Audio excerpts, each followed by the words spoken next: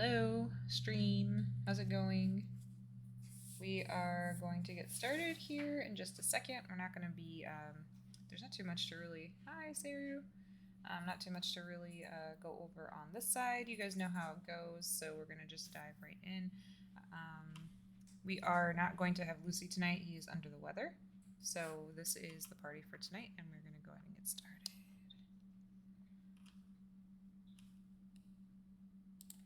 Okay, hooligans. So last week, we started out, and I just realized there's no music playing. That's better. So last week we started out with you guys. I believe you're still in the cave at the time, and you made your way into a mysterious room through a creepy hallway, which was pretty telling for what you walked in on. So you guys walked in and found some undead. You found these 4 bodies, or 4 people laying on the floor, along with bad guys, including a vampire and a vampire spawn, which were both properly guessed while you guys were here. You guys did obtain 2,807 XP. Okay, hold on 1 second. That was a lot of random numbers. What was it? 2807. Marcus and Aegis both should have leveled to level 8. Yep, sure did. Which you'll be able to do on your next long rest. Understood. 2807. Yep. 07. Okay. I'll go in and add that to Bonkin's character sheet so you don't have to worry about that. Yeah, I have his actual final XP written down just in case.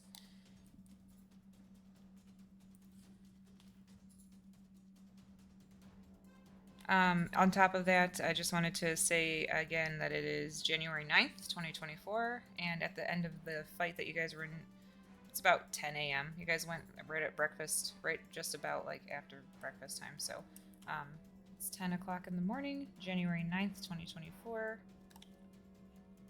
And do we have questions? Do we have clarifications needed? 27,245 is where you're at with Lucy. Hold on 1 second. Because that's what it equated to when I added that, so. No, he should be a little bit higher than that, so he must not have had it in. I'll double check mine against yours, because we talked about it, so yours should be right. Mm-hmm. I'll look it over later on. Okay. Okay, so any questions, any concerns? I'll take concerns this time around. Kat, this is your fucking, this is your spotlight. Do your thing. I would like to hold my concern. You can hold it for a year. Anything else? No, just delaying my concern. All right, perfect. Okay, so you guys find yourselves in seemingly quiet vampire lair. Lounging Larry is still there, and he's still accessorized. Is Lounging Larry is he covered in this person's blood? Yeah, so there's this blood trail over here, similar to this one here, and Lounging Larry still had the body on him as well. All right, then that's definitely the deciding factor. Sorry, Lounging Larry, you're not coming home. Unless somebody can prestidigitate all that blood off. Aegis. Looking at you, big little guy. Big little guy. Okay, Seru, thank you. Hey, I can go ahead and do that. Okay, thank you. Appreciate that. I don't have that skill yet. You got me with that one, though. Been a while since I've heard anyone call me that. A big little guy. Big little guy? Are you kidding me? Look at me. I'm from a family full of little guys. I was big little guy when I finally ended up hitting a taller height than my father. Are you big compared to your other? This is sounding terrible. I can't even get this sentence out without sounding terrible. Are you tall comparatively? I mean, Dad's a little on the short side, to be Oh, fair. night. That being said, I'm also not the tallest in my family, so I'd say I'm about average. But he'll go ahead and walk over and start prestidigitizing the hell out of Lounging Larry. Okay, yeah, so Lounging Larry gets all cleaned up from the blood. The body's still there. Go ahead. I was going to say, if the body is on there too, we'll still prestidigitize the clothes on the body and everything as well. Okay. Yeah, so the what was once a blood-soaked corpse is now clean, but unfortunately still a corpse. Marcus goes into like a really cold, calculated, like as soon as this chick gets dusted and they start to talk, he'll retract one of the blades but keep the radiant one out so that we've got some sort of light source in here. And he's gonna unsling the backpack and just kind of like walk over to the center of the room. He's gonna put the backpack down, like right here. I'll just draw it.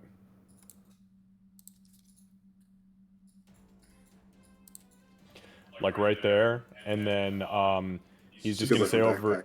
Thank you. It's not my best work. I think the cat was my best work, but so he'll put the backpack down and he'll call over his shoulder.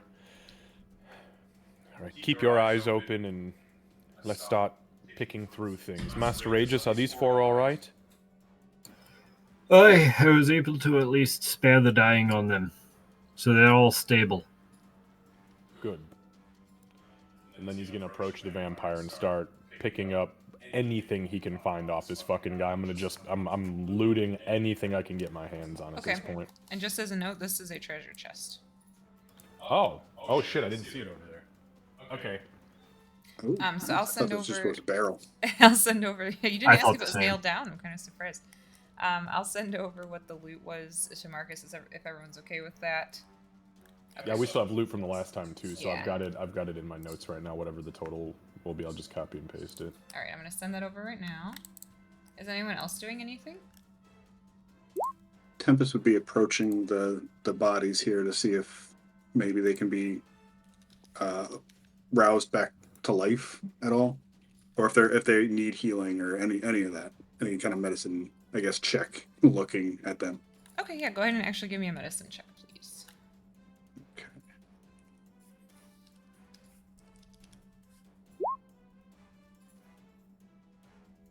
A 10. Okay. So as you're looking over them, they look okay. They appear to be mostly untouched. Their breathing is stable, thanks to Aegis, but they're not bloodied. You can't, it's hard to even really tell exactly what got them unconscious, like what got them to that state. I'll say I'll give you a good description here now that you guys are you're not in the middle of fighting or anything.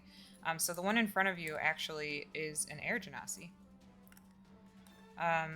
This one is, hold on, I want to make sure I say the right things.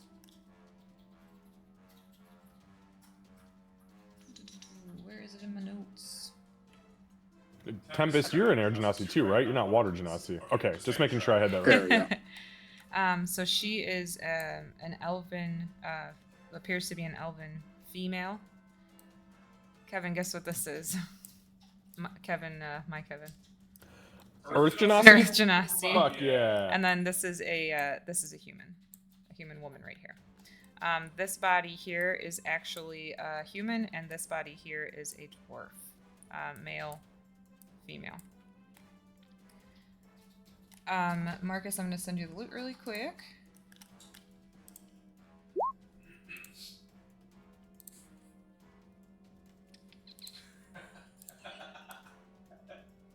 The tallest state of the world has ever Kira's seen. not 100% sure if it's possible to tell if a skeleton's been prepped for necromancy, but she's going to kind of investigate the bone palace a little bit. She's going to have men guard kind of the entrance, but she's going to investigate the bone piles and see if she can tell anything weird about them, if they have weaponry there, if they look like they're going to come and beat our skulls in when we turn our backs on them, etc.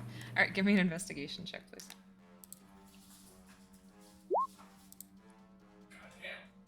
Oh, that's a good investigation check. So as you're I'm going... paranoid about skeletons, apparently. As you're going through them, you kind of find some coins and you toss them into the bag. I'll just give that over to Marcus. But there's nothing about them that... yeah, they look bony. There's nothing about them that stands out like they're about to stand up. You think that they may have been a reserve for the previously somewhat alive necromancer. Okay. The only other thing is because Kira doesn't really have any compunctions about disturbing the dead in undead necromancy lair, she's just gonna take what appears to be leg bones and just kind of shift them over a little bit. So if these things do come up, those leg bones are gonna be over there and not by the torso. Okay.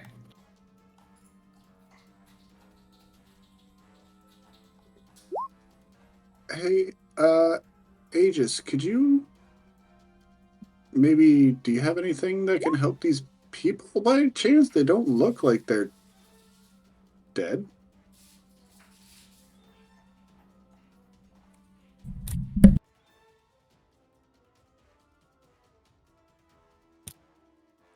Actually, could I try shaking the Genasi a little bit? Just try to like nudge her awake if possible.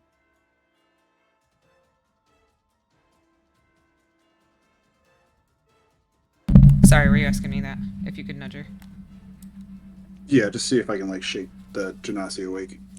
Okay. Yeah, you can take a little bit of time shaking her awake.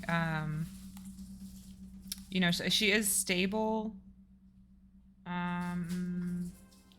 Let's see.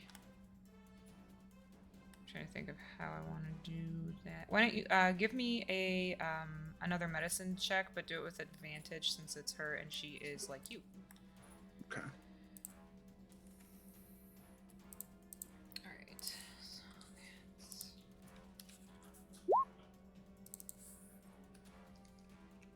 1 and a 4 on the roll. Okay, yeah. So you're kind of thrown off with the fact that there's an air genasi here who was apparently kidnapped by vampires. So you aren't able to like figure out exactly what knocked her out. So you're not entirely sure what to do to wake her up. But it seems almost like she's in a deep sleep now that she was stabilized. They're in some kind of deep sleep or of some sort. Maybe we could I can try to load 1 or 2 onto Lounging Larry over there and try to get them out. I do have a bit of healing I could spare for them, but I think it's smart if we go ahead and wait until we get into the car first. We may need those on the way out for whatever reason.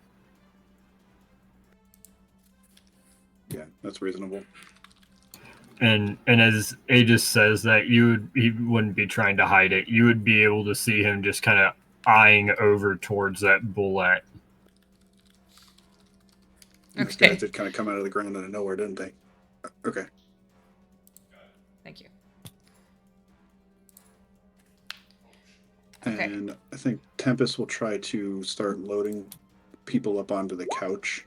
As many as he can fit, maybe. Probably just like 2. I imagine 3, maybe. Yeah, you could probably get 3 because you do have like you know, you do have some like the elf is appears to be like teenage elven female, so she's pretty small, and yeah, you could fit 3. The Earth Genasi is quite large though, so choose your 3 wisely. Yeah, so probably the air genasi, the elf, and the human makes sense. And then, how do we get the big guy out? Do you think? Seeing what he's trying to do, and looking around, I see, obviously I see a rug. I see lots of various things that could be used for materials in here. Can I rig up a not necessarily like stretcher, but something that we can use to kind of safely drag a body? Or attempt to do so, rather. You said you're looking around for something? No, well, I was thinking about the things that are here, like using part of the rug for fabric, using some of the wood, stuff like that. Okay. Seeing Got if I can plenty of leg cannibalize some bones. parts. Yeah, There are leg bones already separated. It's there convenient. are plenty of leg bones, it's true.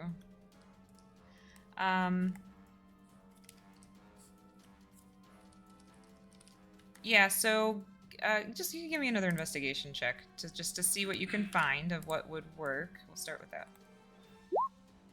Jeez, girl. All right. I am thinking like an artificer You tonight. are. Okay, so you do use some of the leg bones. You kind of look around and find just random kind of shit that's strewn about, and you're able to create like a makeshift,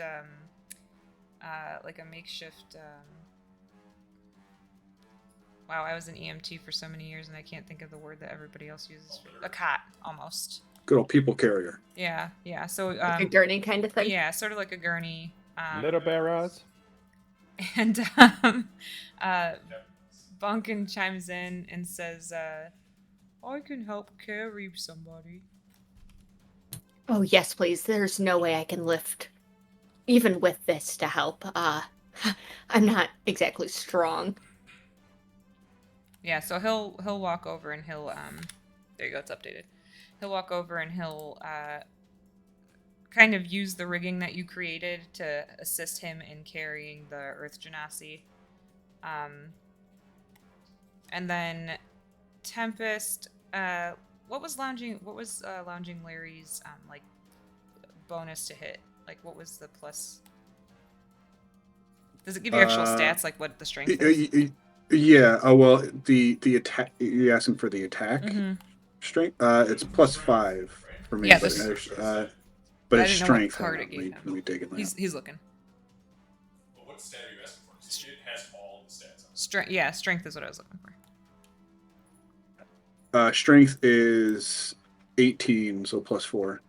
Yeah, so you feel like you could probably even squeeze, all three of those, plus the 2 bodies, because the bodies have been drained. They're pretty light.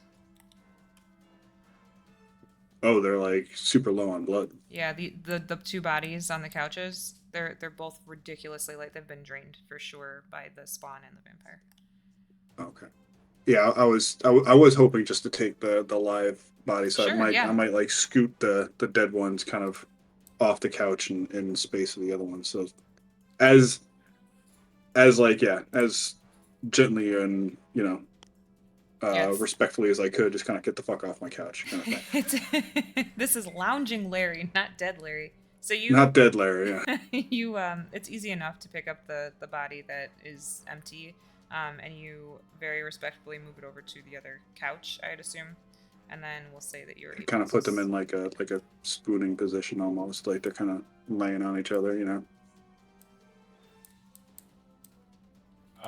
As I'm turning around from the chest and heading down towards the coffin, I'm going to flip the visor down and send a message to, what the fuck is the name of our driver? Zachary, that's it. I'm going to send a message to Zachary and say, we entered with 5 and are exiting with probably close to 10. I hope there's room in the trunk. Also, please meet us outside in the next 15 minutes or so.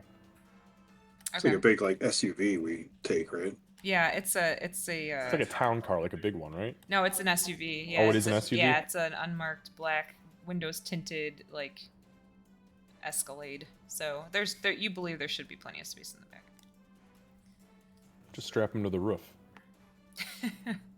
They'll be fine.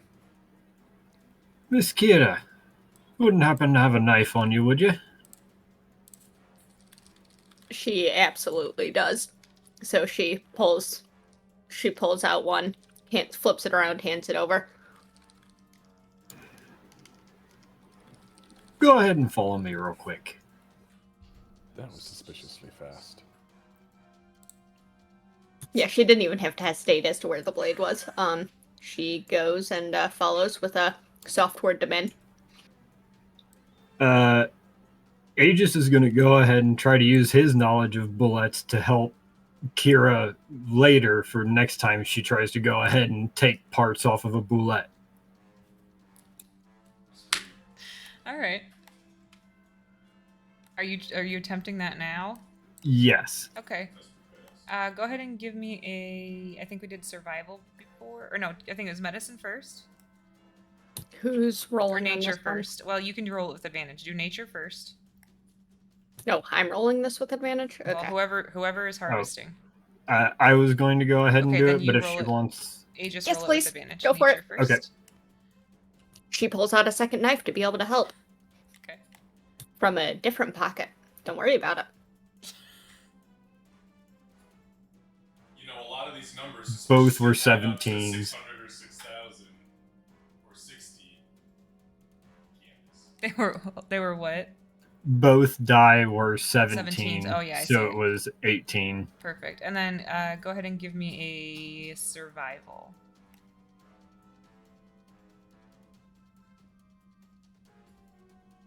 Oh, hey, look at that. All right.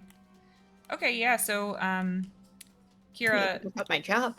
yeah, it just kind of like walks up, barely looks at you, takes the knife, he's very focused, and starts trying to harvest like plates off of this weird creature that you guys have found, and seems successfully able to do so. Give me 1 second, I'm just gonna make a roll here. Kira is watching absolutely intently, like trying to commit as much of this to memory as possible. But behind her like focus, there's absolutely like a giddy excitement as part of her brain is starting to think about all the things that she could make with this thing. Absolutely. So you are able to successfully take three whole plates off of it, Aegis, and then you run into kind of the undeady part of it, and it's sort of just kind of crumbling and falling apart. But you did successfully get 3 plates off of it, so if you want to add... What a weird thing to have to say. Question first off, how much does one of these plates weigh? Yeah, it's going to be pretty heavy, so hold on 1 second here. I was already thinking about this, and I was going to ask if we could throw them in with the body on our little gurney cot Genasi lugging hull. Oh yeah, Bonkin would assist for sure. Give me 1 second because I want to compare it to something real quick.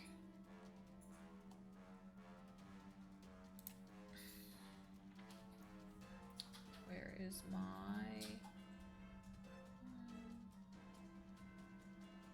There we go. Okay, so we're gonna say that it is...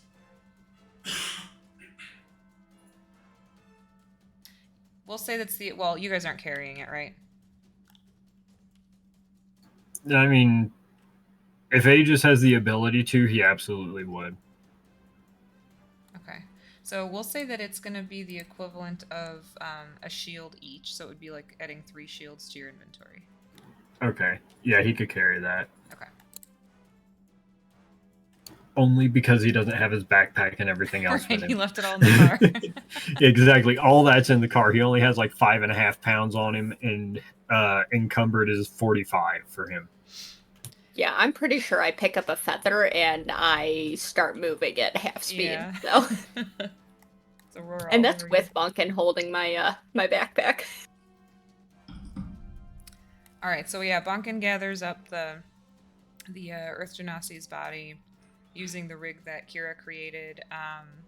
Lounging Larry is carrying the other 3 people, and Marcus is kind of going around. He's just gathering loot, making Yeah, I'm sure. searching the shit out of these coffins, Mhm. especially the one that Big Boy came out of. Yeah.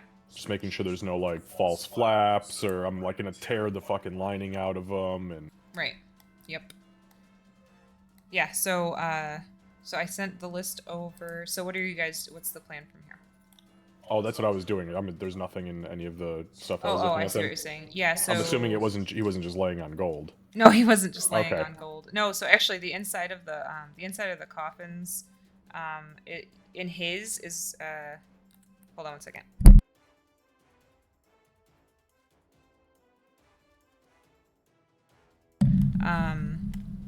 So yeah, there was only one thing in there, and then in the vampire spawns coffin over here, you didn't find anything. Okay, then the only other thing I'm gonna do is I'm gonna go over to, like, as they're, I'm assuming it takes a little while to peel apart a fucking boulet. Yeah, it takes a little time. As they're doing that, I'll just make my way over here, load the backpack up, and then I'm gonna flip this chair or this couch on its side, and I'm gonna kick 3 of the legs off, and I'm going to bust out one of my blades, and I'm going to sharpen them down to spikes, and I'm gonna drive a fucking stake through the 2 drained corpses' chests, and 1 through her chest. No, I'm sorry, not her chest. The I don't see where the here's the mage up here. The Oh, one the that mage. had the staff. Because I don't know. All I know is that they have no fucking blood in them now. Okay. I'm not taking the risk. Yep, that's totally fine. Okay, noted. Tempest seeing that, I was like, "What? What's happening? What's that? What are you doing?" Master Tempest, if you don't drive a stake through the heart of a vampire's victim, they will rise as a vampire. Oh shit! All right, well, carry on. Like, I suppose that's. I was not ready for that. I was not ready for that. With one palm, he just like picks up one of the pieces of human jerky, and he's just like, "There's no blood in it anyways. There's no getting this thing back until the dark magic of the vampire's curse takes effect." Yeah, so Marcus, that was I think I said, so there was a female dwarf was one of them, and then a male human was the other of the 2 drained bodies. Unfortunately, he's really not good at social graces, so that was probably a little bit quicker than he should have gone. I'll check to make sure that they actually had puncture marks somewhere on their body, necks, or wrists or something. They did, so... Okay, so I wasn't tripping. No, you weren't tripping. No, so the human had marks on his neck, and the dwarf did have them in her wrist. Okay, good. Just, yep. I didn't want to have to turn around and be like, "Oh shit, Master Aegis, they were still alive!" And the dwarf actually looks like she was bit in several different places. And just kind of thinking back on the fight, you think that might have been the spawn's food. Almost like the spawn didn't like have... it looks like big, like, like animalistic tears. Yeah. Jesus. All right. What about this? What about the mage? What's up with this thing? Because I know I didn't really get a good look, except that it was being kind of cocky. The necromancer? Yeah, the necromancer, the one that I like was like, "No, we're not doing this." Yeah, so yeah, another reason why you guys survived this. So the necromancer, as you approach it to stake it, it appears to have been at some point a drow. Okay. But its features are already gaunt. Does it appear zombified? It looks almost zombified, yeah. Okay. Okay. And it looks a step better than the bodies over here. So you can see bite marks on it, but it's kind of all over. Some of them are even scarred over. Okay. Seeing that it had the staff on it, just one quick note, I am going to check and see if it has a spell book on it. Okay, yeah. Yeah. Because I mean, I know what a sorcerer and I know what a wizard are, so I figured I'd at least... Yeah, it does have a spell book. I can. Oh, no shit. Yeah, it has a spell Nice. book, and I can send over what it had in there. Fuck yeah. All right. I'll stow the... I'm glad I asked, because I've been thinking about it all week. I was like, I hope this bitch has a fucking spell book. We're about to play What Does This Scroll Say? Yeah, okay, so I'll take that, and then I'm good. Okay. Perfect. All right, so Marcus walks around and loots Tempest. You're learning new things and also getting the bodies on the couch. Bonkin is gathering up the rather large gentleman who was on the rug. Kira and Aegis are ripping apart an undead. Oh man, what did I do? And Marcus, you do get a text back from Zach. That's okay. It's a tiny little thing, but I did put a descriptive thing in chat, which is just when Marcus was talking about the vampires, that Kira would have been like, she was following along, knife absolutely slips. Aegis's rolls were good enough that she doesn't fuck up anything, I imagine, but it's definitely the startled, like, Sure. thrown off by it. Aegis, give me a perception check, please. I hope I bomb this. It's a 19. You absolutely catch the slip. Give me an insight check, please.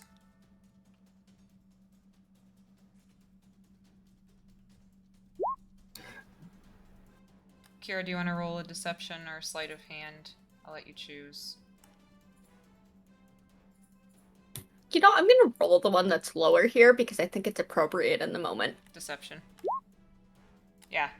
Aegis, your intuition tells you that slip had something to do with what was going on around you. And thinking back on the conversation, you realize it's when Marcus said that they could come back.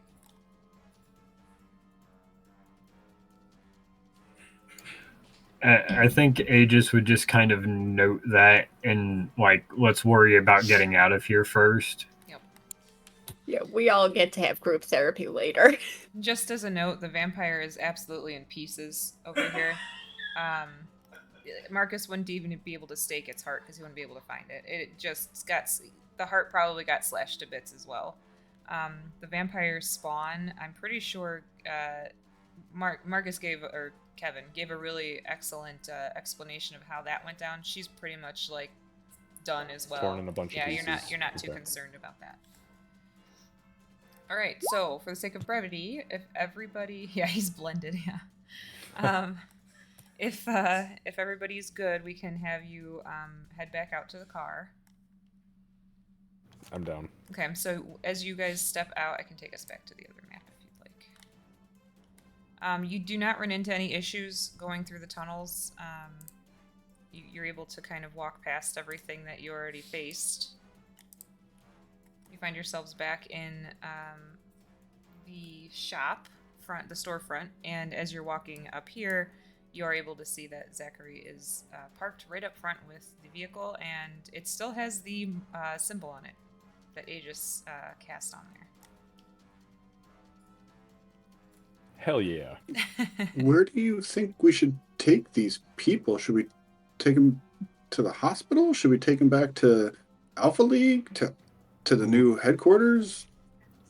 I don't think it's a good idea we take them to the new headquarters, but I believe that we should definitely bring them back to Alpha League and see if we can utilize some of the Golden Commander's resources.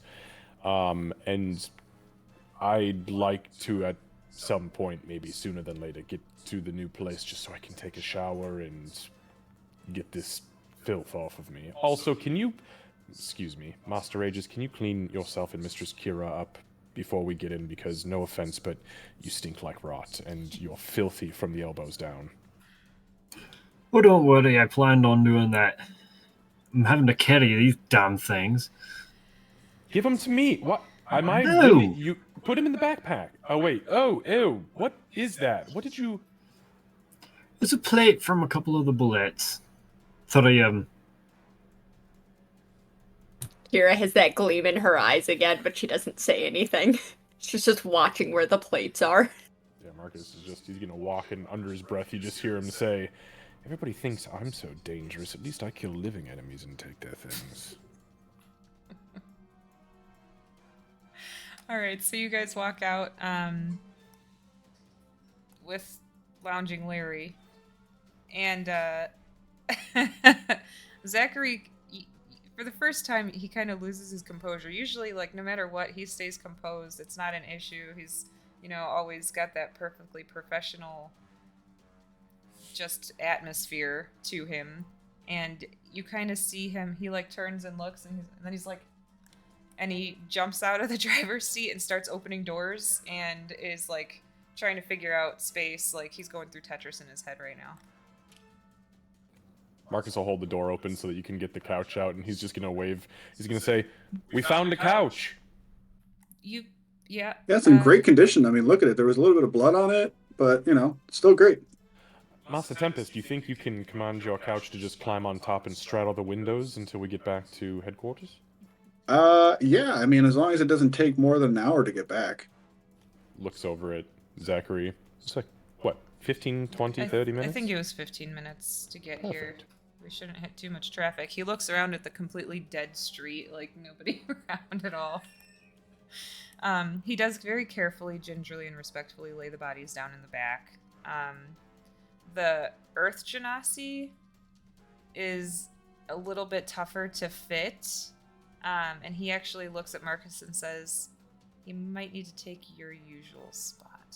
I am not sleeping in the trunk with the corpses. No, I'll you ride on just- top with the couch. You would just need to be in the middle. I think he'd Oh. fit better in the front seat because I can scoot it back. He's quite tall. I'll ride on top with the couch. Okay. Very comfortable, very plush. So he'll with the assistance of Bonkin, he'll get the Earth Genasi in that front seat and kind of prop him up like Weekend at Bernie's style. Buckle him in and everything, and wait for everybody to get in.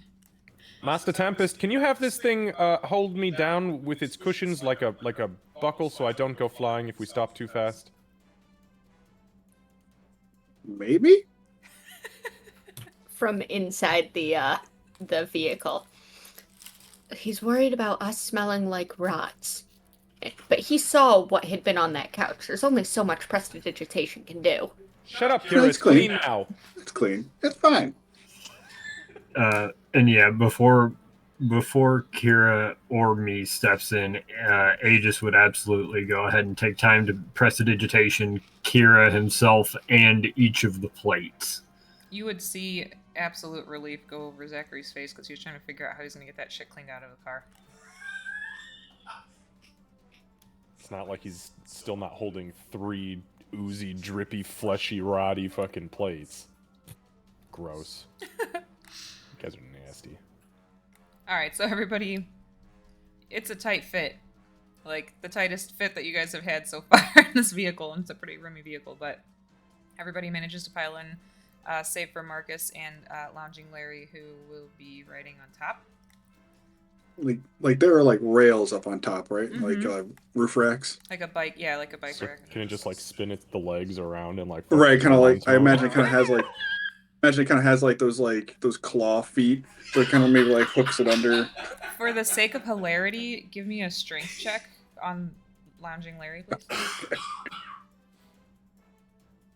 And Marcus, give me a dexterity check. Oh no. Oh no! Can I contingent upon Lounging Larry doing well, can I request Marcus holding on for dear life with his strength Yes. and not trying to stay Yeah, like you're he's not gonna surfing? surf. Yeah, that's fine. No surfing. Give me a strength check instead. Okay.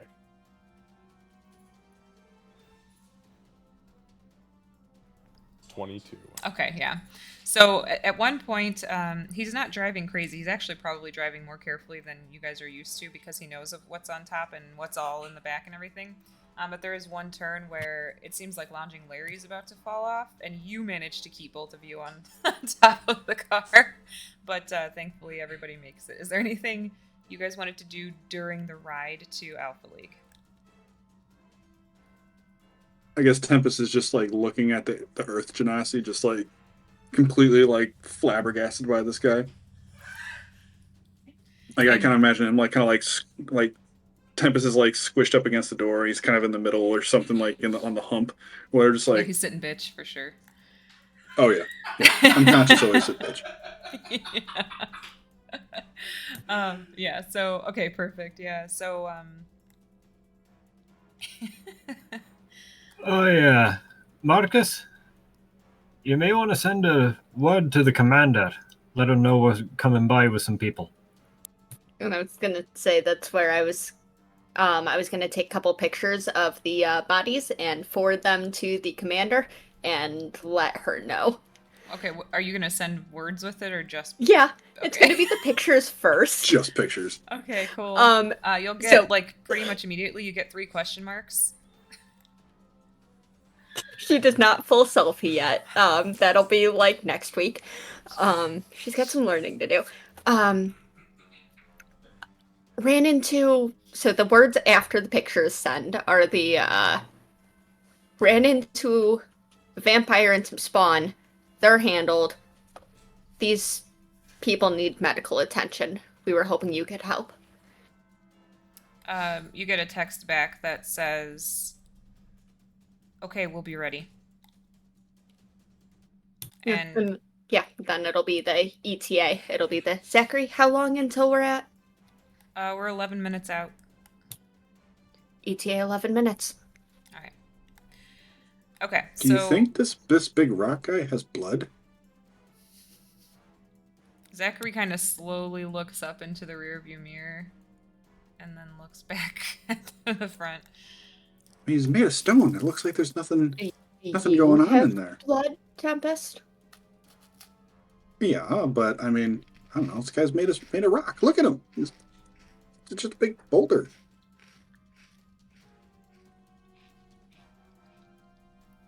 I don't know how this shit works. This is wild. I guess we'll find out. I'm kind of curious now, too. So Zachary drives you guys to quarters, assuming that nothing else needs to happen during the drive. Marcus, you're good with Lounging Larry? Yeah, I mean, we hit that hard turn about halfway through, and you guys hear the loud shifting of the fucking chair as it slings halfway off the roof, and you hear, "Doof! Don't worry, I've got you, Larry!" And then, and the couch. Then Marcus's head pops down. Thank goodness I was up top. We'd have lost Larry. Thanks for saving Larry. I'll take care of the paint damage when we get back. You That's see to Zachary yeah, leaning forward. more relief across Zachary's face. But this time he was trying to hide it. He's just not very good at it. An artificer always pays her debt. So you guys pull up to Alpha League quarters, and there are actually people waiting outside with cots on wheels. They appear to be medical professionals, like that, like wearing lab coats and that kind of thing. They help Zachary to get, and Bonkin probably, to get everybody out of the vehicle, strapped onto the cots, and the Golden Commander is standing out there as well, and she kind of looks around, looks up at Marcus on Lounging Larry. I didn't hear this come through, so where were they? What?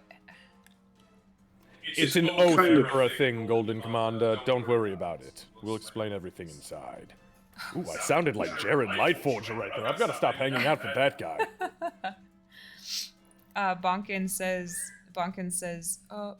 if it's all right with you, Mr. Marcus, I'd like to go with them to make sure they're okay. Of course, Master Bonkin. Only you would be suited to be there when these people come to consciousness. You are charming. I don't know about all that, Mr. Marcus, but thank you. And he'll go in with the... Just try to calm down the bangs before they wake up. The windows were open, so they're like... right now. He just kind of pulls his hat down more. But he does... Well, and could you let us know when they're awake? I'd like to talk to some of them at least, especially the Genasis there. Yeah, I'll use the box thing like Miss Kira taught me. And he goes in with the well, you hope, Kira, you hope. I think I'm gonna have to call the medical center in a little while. I don't think I'm gonna get the word from Bonkin, am I? His phone's sitting on the seat in Zachary's car. No, not really. So he goes in with the medical professionals. They move quickly. Like, they don't waste any time. As soon as they're loaded on the cots, they're moving inside, getting them in the elevators and doing what they have to do. As they are getting loaded up, since we are in more of a safe area now, Aegis would absolutely throw one of them a distant first level cure wounds, and then the other three would be getting a third level aid. Okay, noted. Thank you. You do not see anybody, like, pop up or anything like that, but you do see their bodies almost shudder with, like, relief when you do that. I'll call out to those personnel, too, as they're getting everybody kind of, like, loaded on. Well, I'm going to get off of Lounging Larry, first of all. Okay. And then I'm going to, like, instinctually and not quite realizing it, but we've done this enough now to where it makes sense. I'm going to offer my hand to Lounging Larry to help him down so he doesn't fucking wreck the windows. So What's the I lounging don't intelligence? know Larry. how it works. What's the intelligence stat? Oh, actually, it's actually got pretty good. Oh no, I'm sorry. Intelligence is 4, so -3. Physical stats are fantastic. What's okay? Give me a just a dexterity check again, please. That was Me bossy. or him? Tempest. This is Ooh. for lounging Larry. Okay. Yeah, So that's yeah. 18. So, Marcus, there's like He's not smart, but he's wily. there's like a weird He's pause. physical prowess. Yeah. There's like a weird pause where, somebody with a higher than 4 intelligence might take your hand. It kind of sits there, and then you see one of the legs of it reach out to you, and it totally misses, starts to topple. You correct I'll it, just and then fucking it grab lands. it. Yeah, you correct it, and then it kind By of the way, it can float. Yeah. Oh, motherfucker! That's right. So you Technically can float. you correct it, and then as it's in the air, it sort of gracefully floats down to the ground. Yeah, I'll just go. Oh, you could fly this whole time? No, Can't dude. answer back. Yeah, this is all. He's pretending now. But he'll say after that, though, to the medical personnel, he's going to say, I'm by no means a doctor or a healer of any sort, but just so you're aware, those individuals were found in the lair of a vampire and his spawn. So be wary. The last medical personnel that was up there with the last cot actually turns to you and says, "Oh, thank you. That gives us a great place to start." And then they onto the elevator. Okay, what are you all doing? Well, Zachary's. I'm famished. As I say, Zachary's still standing there with the car, because you hired him for the day. So he's standing there with the car, kind of just waiting to see what you guys need from him. It's in the morning still, right? It is, yeah. At this point, it's about 10. Well, you guys took. It's probably more like 11:30ish, 11:15. Getting kind of close to that lunchtime. Mm-hmm. Yeah, Aegis is like, I have an idea. What if we go upstairs, grab just what we can carry in the next 5-10 minutes, and then go back to the new headquarters and make our first meal there? Done and done. Ooh, this is. I like it. Yes, Marcus, you see him. He's something's going on internally now. Yes, let's do that. Come on. He looks at the couch. Wait a minute. No, maybe you should stay here. Right. Start walking. all right, you're. Yeah. I'll command lounging lair. Okay, just wait here by the car. We'll be back in like 20 minutes. If you're not animated, then we'll load you up to the trunk. Yeah, Zachary again looks kind of relieved. He didn't seem like he knew what to do with an animated couch. He'll be fine. If he starts wandering off, let him. Is there a command word, or just let him go? Or... I mean, I'm the only one who can give him commands, as far as I know. I mean, you can try. Sit. You know? It's a couch. Doesn't Yeah. sit. Well, couches don't usually walk, so I thought it was worth a try. It's fair. Or float. Yeah. He usually. This is all new to me, so I mean, he'll probably not run away. If he starts thrashing people, I don't know. I don't think that's possible. Just let him not do that, I suppose. All right. It'll be fine. Fine. You'll be great. We'll be back in like 10 minutes. All right. So you guys are gonna run up and kind of grab just whatever you can. Is there anything specific that y'all want me to know you're grabbing? I didn't have anything Right. here, so I guess the only thing that I had stashed here was the fossil and some of the stupid knickknacks, but that's all backpack size stuff, so I'll just shove it all fucking in there, put it in my pockets, load up my, I don't know, just carry it. Yeah, you get the fossil for sure. No, seriously, I only had like 6 things in here. I so. know. Two things to note for Kira. One, I'm gonna grab my backpack with the rest of my stuff, which means she's going to move it real slow coming back downstairs because she doesn't have a bonkin to carry it. Yep. And number 2, before she goes up, she is going to hit the car with mending for any damage, because we're not gonna leave Zachary to stare at the scratched paint job while we're gone. Okay, yeah. Gratefulness. I think sure. for Tempest, he's going to just grab like a couple suits, some clothes, and Chandolph for sure. Okay. He's coming with. Okay, sounds good. We should also Hey. probably grab stuff from the fridge. I was waiting for Aegis for that. And- Go ahead, Aegis. I was about to say, yeah, Aegis is going to be looking around for, like, the panini press, Mhm. his favorite pot, I knew his he was gonna do favorite pan, some of the food. Like, he's scavenging that entire kitchen for his favorite pieces. All right, perfect. Yeah, I had a feel. I knew the panini press was going. I said my goodbyes to the panini press already. Okay.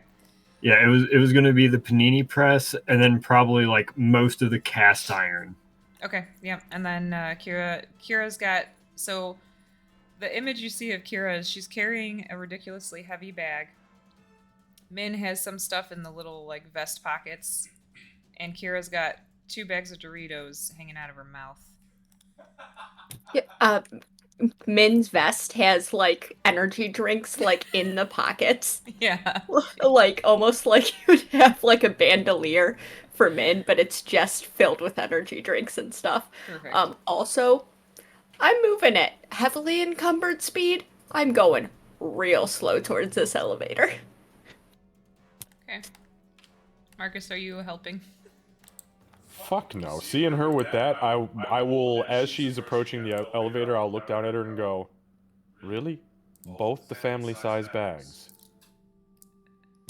Yeah, I didn't know when we were gonna be back. And Bonkin's not here to yell at me. She's speaking through the Doritos. Yeah. Marcus is like, touche. All right, let's go. Okay. Can you get the button, please? Oh, why yes, please allow me. And he'll kind of strain and reach over and, so heavy under the weight of this magnificent fossil I found. You know, I think I'm gonna turn suddenly to look at Min in this elevator, just so I can clip him with this backpack. Like shimmies into the wall. Son of a... You did that on purpose, didn't you? I'm struggling so much under the weight of this. Give me the fucking backpack. He puts his arm out. She'll see out. She'll hand it over. This thing's 65.5 pounds. Holy shit. Yeah, I can carry it no problem. I'll sling it over and just be... What? Never mind. It's probably better I don't know what's in here. Oh shit. Is this... Are these the explosives? Shifty eyes. No. The acid? No. I'm gonna give the backpack just... Insight check. Not a shake, just a little... shuffle. Does it feel like cans in here? Because I'm seeing all the energy drinks, so I'm trying to figure out, does she have this thing loaded with more like cases of energy drinks? There would definitely be the sound of like actual metal in there, and some other things. Like it's hard to tell exactly from just it's tightly packed. But Kira is going to dramatically wince away because she knows how to drama when he's talking about explosives, and then shakes the bag. All right, give me a deception check, Kira. Yeah, it's not meant to be good here. She says, Never mind. Oh! I know exactly how to do So, this. Tempest. Marcus shuts up. Yeah, Marcus, you kind of just accept what. Okay, yeah. Tempest, you're on to her. You've seen her playing her games already. You're not entirely positive what's going on there, but Tempest kind of tries to give her a little bit more room as possible inside a tiny elevator with a bunch of shit. Like backs up into the corner. And for the record, she does still have, like, another full bag on her. She has pouches strapped to her. Like, this girl is equipped. you guys, partway down, which has never happened before, the doors open, and there's somebody waiting for an elevator, and it's like this old man, and he's wearing, like, it almost looks like a janitor or maintenance outfit, and he goes, "Oh, I'll catch the next one." Probably for the better. There's This one might explosives in there, I explode. think. Oh, well, and then the doors close. It actually looked like he was looking in the elevator for something till you said that. You caught his attention, the doors closed, and that conversation was over. So you guys get to the ground floor, the lobby. Zachary's still waiting outside, and so is lounging Larry, albeit maybe a little impatiently. How was Larry? Was he all right? He didn't do anything. He just couched. Perfect. I think he was supposed to do exactly nothing. I was hoping that would happen. Yes. Perfect. Okay. So where are we? He's like looking at you guys all carrying your stuff and. Ah, yes. We're going to the Oathbearer headquarters. All right. And I believe he drove you there before Marcus, didn't he? Yes. Yeah. Yeah, he's the one who took me to see it. That's what I thought. Okay. So he'll look at Tempest. Is he that Larry going back on? Oh yes, we're taking Larry with. If that's okay, yes. Yeah, that's fine. Okay, great. And Tempest will give the command, and Larry will. Back on top. All right. Go ahead and give me a strength check, please. Tempest, will that last all the way there? Is this your 1 hour or your 3 hour one? Because we don't want him falling off. This is my 1 hour. I can go sit on him and hold him down again. I have rope too. I had we a can nickel. Strap him There we down. Yeah, looks like we're gonna need to. I've got Probably rope ratchet him. straps. A watchet strap? Oh, right. And he'll like go into the back and pull out of this little compartment in the back of the thing. They're ratchet straps, so they're everybody knows what those are for real, right? Okay, just making sure. Okay, so he'll like roll the windows down just a little bit. He'll get it all set and get Larry strapped down. He should be fine like that. It's not that far. We Can I could've done buy it the this whole off time. of you? Shit. You can just have him after. He looks at the couch and how it's still kind of dirty and the straps are on the couch and he probably wasn't going to use those again anyway. That would be. Thank you. I could use those. Marcus gets in the front seat and just kind of loudly says in Elven, "You really should charge her." Well, you paid me for the day, and to be honest, these aren't that expensive. They're kind of the cheap ones. Marcus looks in the back seat and smiles. Cheap ones are still useful, she says in Elven. He'll switch back to common and just go, "For fuck's sake." So, does anything need to happen on the drive to quarters? Okay. So he'll drive you guys to quarters. It's not that far. It's about 10 minutes away. You're noticing that almost everything is between 10 and 20 minutes away from Alpha League headquarters, which might be on purpose. So he gets you guys there. Larry the animation does wear off part way there. So now he's a couch again. But he didn't fall off the top. The ratchet straps seem to have worked. Man, thank God it wasn't me up there trying to hold his ass down. That would have sucked. There was so many scratches on top of the car. Well, can I help with anything? Maybe help with getting the couch? Could you help with the couch? Yeah, that'd be great. Just can't move him anymore. It looks like he's just a regular couch now. Oh, Zachary, I think that you and I can probably handle the couch. Actually, I think I have a great idea of where he could go. Master Tempest, why don't you lead the way and get us inside? Here's the key. I'll kind of hand the key over. I'll help carry the couch in, and then we are going to go inside and up 2 sets of stairs, and I'd like to show you something in particular. Oh, there's no elevator? Shit. Oh no, we're walking. Give me a second while I make you guys tokens. There you go.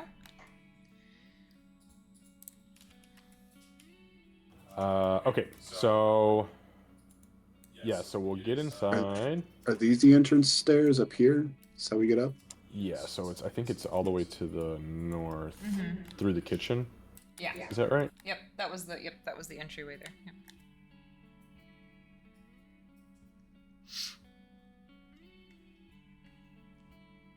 Oh wait, no, hang on, I'm sorry. I think it was down over here, wasn't it? I know That there were was the two. actual Oh yeah, entry. yeah. This was the There actual yeah, front that's way. right. Yeah, Yep. yeah, that's right. I forgot. That's my bad. Yep. This This is is the the front front way. entrance. Sorry, guys. Either way, we're here. Yeah, you're in. And I don't know if you guys noticed, but there's specific music for this quarters. I didn't want to leave the Alpha League quarters, so now you know. Thank you. Yeah. This is pretty chill. I dig it. This reminds Yeah. me of walking into Tristram in Diablo 1. Yeah. Oh yeah. Doesn't it? That's good. I didn't even think of that. That's good, yeah. It's got that twangy vibe. Alright, so as we enter, I'll kind of like just go straight to the stairs.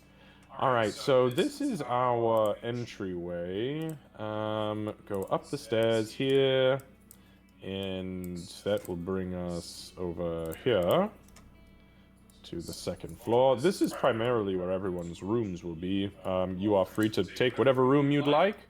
Doesn't matter to me either way, to be honest with you. Mine is right here. He kind of like pushes the door open. Zachary did help bring Lounging Larry up and left him in this little living room. Sorry, go ahead. Thanks, That's Zachary. fine. And for you, Master Tempest, I'm trying to remember, Candace, where is the entrance to that? Oh, is this it right here? No, that's the that's It would the be kitchen these ones right entrance. here. Just based on where they come up over here. Okay, so the question is going to be then, how do we get into the attic space? Is it That's, just oh, the sorry, pull that's what I down? thought you were asking about.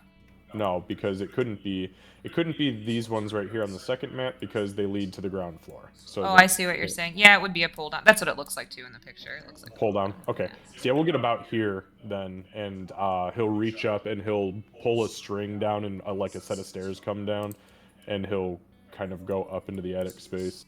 Give me 1 second, everybody. That's what you see. So I figured that having somebody who was a professional musician not only deserved but required a space for performance. I paid the person who I purchased this from to soundproof the ceiling for you, to ensure the acoustics worked. I don't recall you playing a piano, but I had one brought here because that's all I could find in like 5 hours. Wow, Marcus, this is amazing. Thank you for this. I mean, I don't really know how to play the piano yet. I kind of fucked around in Alpha League a little bit, but this is Well, wow. it's your space. Do with it what you will. If you need anything, I have a contact for the person who owns this place, who also has furnishing capabilities if you need anything in specific. And besides that, it's yours. Now, you are obviously more than welcome to have a room, too. This is just your studio space. And just as a note, the walls are lined with like soundproofing.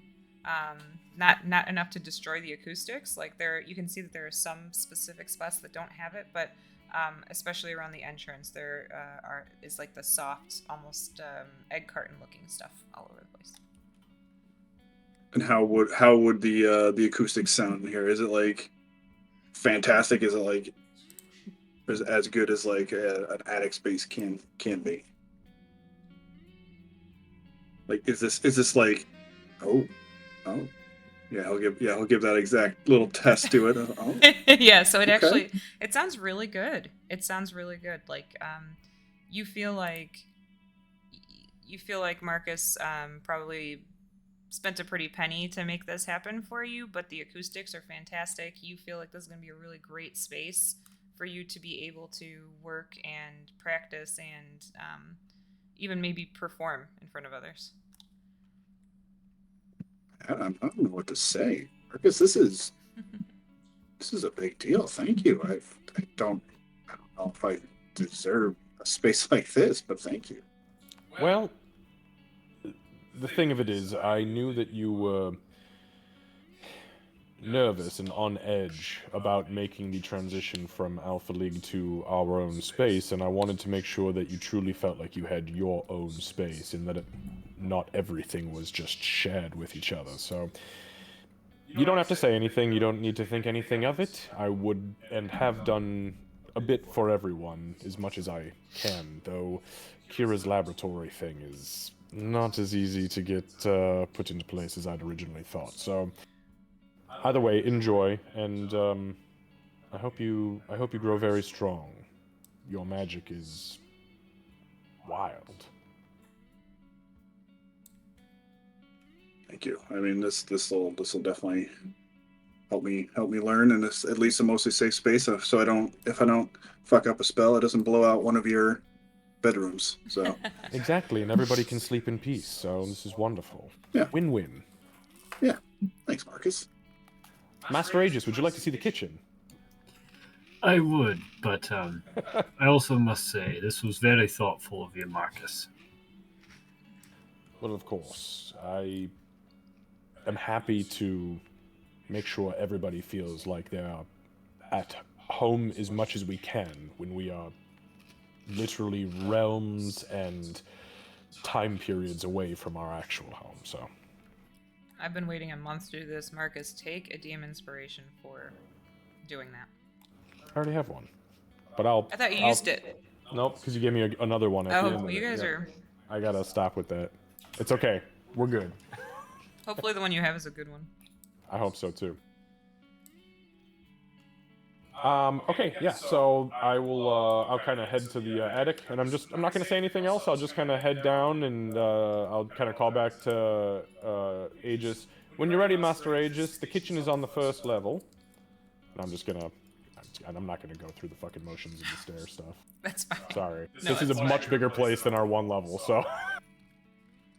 Yeah, so I'll kind of show him, I'll open this door, and it's like a big fucking walk-in pantry and, like, dry pantry. And then over here is the kitchen, and yeah, I guess what you see is what you get. And there's plenty of space for you to put all of the favorites that you brought from Alpha League. And clearly, Marcus really left this alone for you to make your own space.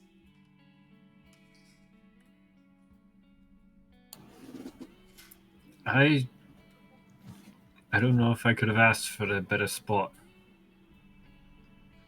This will make many a great meal. Thank you.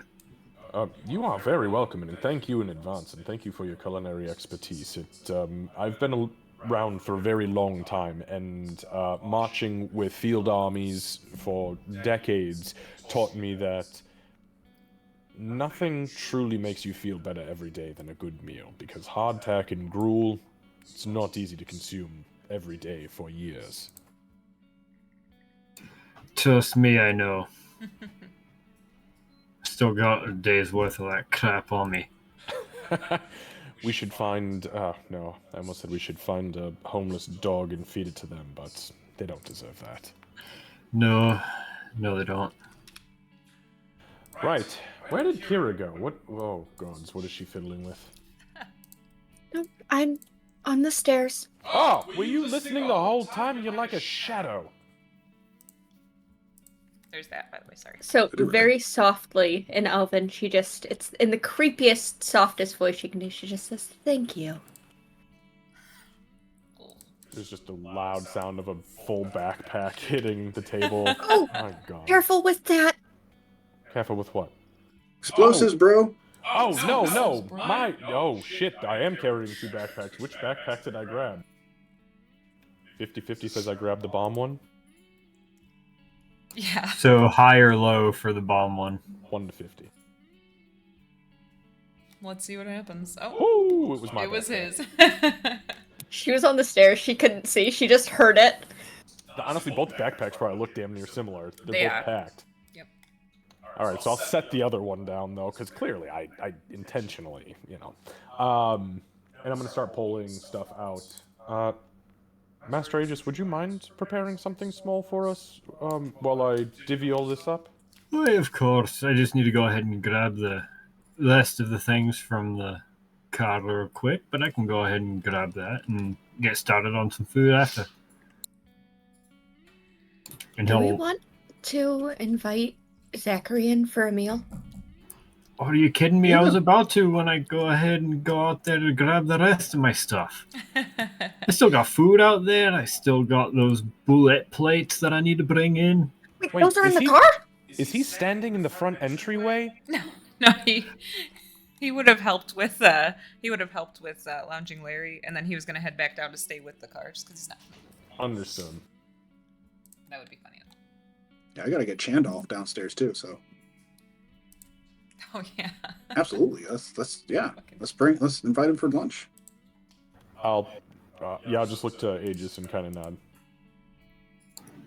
So yeah, it's very much like all the kitchenware gets set down. Run out and grab all the food because that's all you can carry at one time. Bring that in. Go back and grab the bullet plates. Yeah, he would Bring have those helped. up to his room. He would have offered to help carry stuff too. Once he saw that Aegis was down here trying to carry all this crap, and he's 2'8", he would have been like, "Oh, do you mind if I help you?" Oh, yeah, that would be amazing. Here, you take the food because I don't think you want to take the bullet plates. You are right. He'll carry the food. So yeah, then Aegis will just go ahead and grab the bullet plates and bring them to, I guess, his room for now because he doesn't know what room Kira's going to take. The room that Aegis is taking, I'm assuming, is the one right next to the kitchen, if I had to guess. Oh shit, I didn't even realize I had a bed in it. So It's got yes. everything, and you got your own private fucking bathroom right here across from the pantry. Oh hell yeah. Yeah, that's his bedroom. Yeah. That's amazing. He is the only one that's on the first floor. Yep. And that is perfectly okay with him.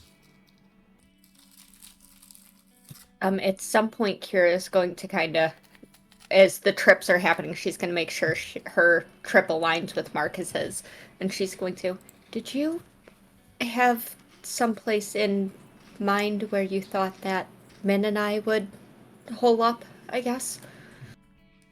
All in Elven, of course. Yeah. So he says, I'd given it thought, and there are a few rooms still wide open. However, I know you need space. If you go to the second floor, there is a set of 2 rooms right next to each other. I was thinking about allowing you to utilize one for your sleeping space and one for experimentation and workshop space. We could even maybe tear down the wall that divides the 2 or create a door of some sort. That would be... I don't even have words, but that would be very nice. Oh, for fuck's sake, you're all being so sentimental today. Yes, I want to make sure that everybody is truly in a place of home while we are here figuring out what the hell is going on. And your shit works, so I've never seen it not work. I've heard horror stories about artificers who have malfunctions on a regular basis, and I don't see that out of you, so... I would hope not. Though, I will try not to make too much noise at night. Oh, if it does get too noisy, I know a guy for soundproofing, so... That's true. You have a guy already for ripping out walls and for soundproofing? I got a lot done the night that I came to look for everything. I'm a kind of a go-getter.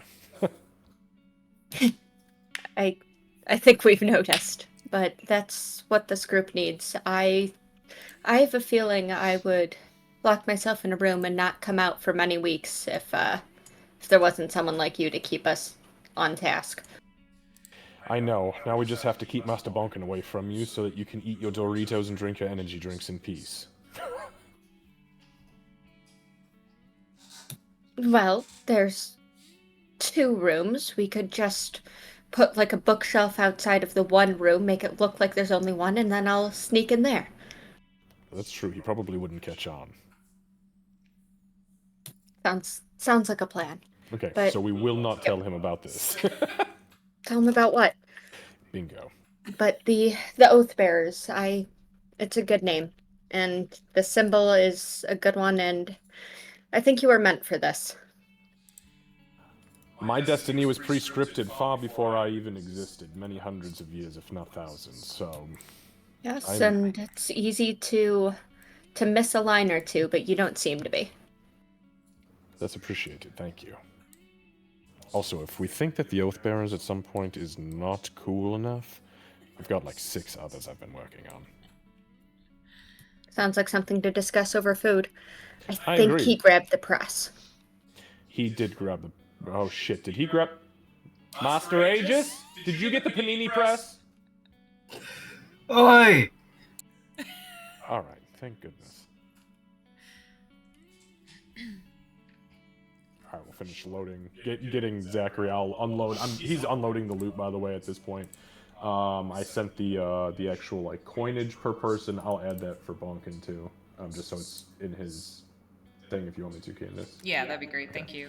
So then also on the table is the following. There is a rolled up piece of parchment. Marcus says, there's some sort of arcane bullshit written on this, divine. I don't know what it is, but it's not, I don't understand it. He tosses that on the table. He pulls out this 50-foot cord of rope and lays it down. He's like, this looks like normal rope to me, but it is very, very durable. I mean, it feels like it's been waxed or oiled or something. And then he pulls out a sack and he dumps out a shitload of gems. There's a diamond in there, 2 small green gems, a honey-colored gem, a garnet. There's like a rose-colored one, 5 pearls, and that's it. There's a garnet. I don't know if I said that already, but there's a garnet in there. Aegis takes a look when he starts hearing gems, and in particular sees the diamond. If I had to guess, about how much would that be? If you had to guess, Is it about the same size as the one I currently have? mm-hmm. If you don't mind, Marcus, It's yours. thank you. This will be helpful to go ahead and bring one of you back if I can't in time. Yes, take that, please. Oh, yes, that's definitely not something I should have on me. I also found one of these, and he pulls out, it's just a greater healing potion. I already have one, Master Bonkin already has one, so if one of the 3 of you would like to carry that on you. And then this is strange. I found this, and I apologize for having something so sacrilegious on me, but he pulls out like a long silver chain, and at the end of it is half of a symbol, a holy symbol of Palor, and he reaches into the bottom of the bag and pulls out the other half, which has been completely fractured, and he sets it down next to it. Is this on one of the vampires? It was in the belongings. It's very clearly been torn in half. There's some sort of unholiness about this, so... It would have been in the treasure chest, just for your note, Marcus. Here's gonna speak up at that. I could probably fix the physical, but I don't know anything about the religious side of it or how to undo anything there. I could take it over to some priests I know at the temple. That would be wonderful. If you'd like to take it and have it restored or purified or whatever needs to be done. I'm not a follower of Palo myself, so... I'm sure most likely the ritual would have to be done by followers of Palor, since it is his symbol, but I'm sure they would know where to guide it, at least. Well, I bet you they still exist, because I found that in the chest. Do you wasn't want that it vampire mended kind of- first? Oh, yeah. Would you like me to roll a religion check to see if that would end up I was waiting to see fucking what with Yeah, anything? go ahead and roll a religion check. You let the Shadow Elf patch me together. So while it wouldn't do any harm to it, it's not a necessity. So it's kind of at this point it would be your call. But with that roll, you know it wouldn't harm the ritual in any way. But it's not a necessity to put it back together in order for them to be able to mend it. Okay. Well, it wouldn't hurt anything by any means, at least. It may have been fractured, but we have the ability to purify it, and that could mend it back. Yours just helps guarantee that. So at that point, she's going to reach into she's going to reach into the messenger bag that she has, pull out a small set of tools, and she's just going to pick up a piece from it. And she's not even truly working on it. This is one of the first times that her just genuine arty magic can be seen, probably, as she holds it in one hand, passes the other hand across it, murmurs under her breath in clear elven incant. There is the smell of, metal when it's gotten too hot but isn't burning, and then it mends together. Kira, take a DM inspiration for that description, please. That was very good. Thank you. That's a nice trick. Nice. As you do that, Kira, at first you feel like your mend might not work. When you first start with it, you feel like something's almost fighting you. But as you continue your focus on it, and with Aegis's assistance, having looked it over, and possibly even because he has a plan, it does take. So it is in one piece. There is a little bit, it almost looks like a welded spot, but it does appear to be in one piece again. In that case, with the difficulty, I'm modifying her description a little bit. Sure. The action still happens, but there is visible, strain on her features as she's doing it. Like, her hand kind of pauses, shakes a little bit as it's over it, and as she completes just what should be a really minor thing, she is visibly, sweating. Oh, that was... Yeah, I hope you can. The friends you know can help purify that. And she seems like it's just taken a lot more out of her than probably would have been expected. Shit. You alright? I've never had something want so desperately to not be mended. Marcus kind of glances at the ceiling and back down to the group. So, Master Tempest or Master Aegis, can you read this scroll? The language on it? Because Sorry, I thought I heard something. I would, but, well, I'm in the middle of food here. Tempest, would you be so kind? Yeah, I can take a look. What do we got here? Okay, you want to give me an Arcana check, please? Yes, it would. Boop. Okay. 12. Okay. You can make out most of the words. It's not something that you probably would typically have, but just because you have experience with magic, you can read some of the words, and through context and that kind of thing, you're fairly certain that this is for removing curses. I think this. I'm not too entirely sure. It's not really my wheelhouse here, but it seems like a remove curse spell. Anybody have any ability to do that? Would you... Yeah, I was going to say, I have no interest in any of that. Well, if you wouldn't mind, Tempest, well,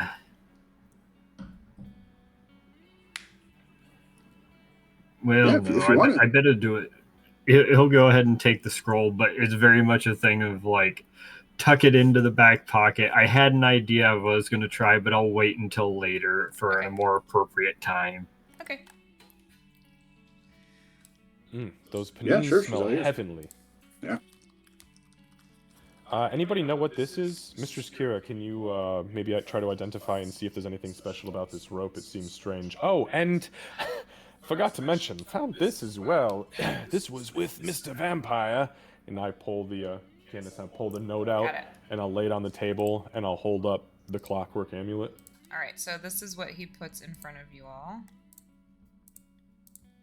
Actually, he's not going to hold it up. He's going to lay it on the table. Yeah, just like that. I'll just lay it on top.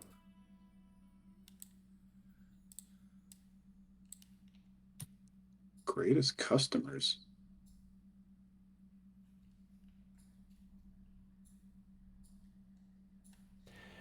I have a theory,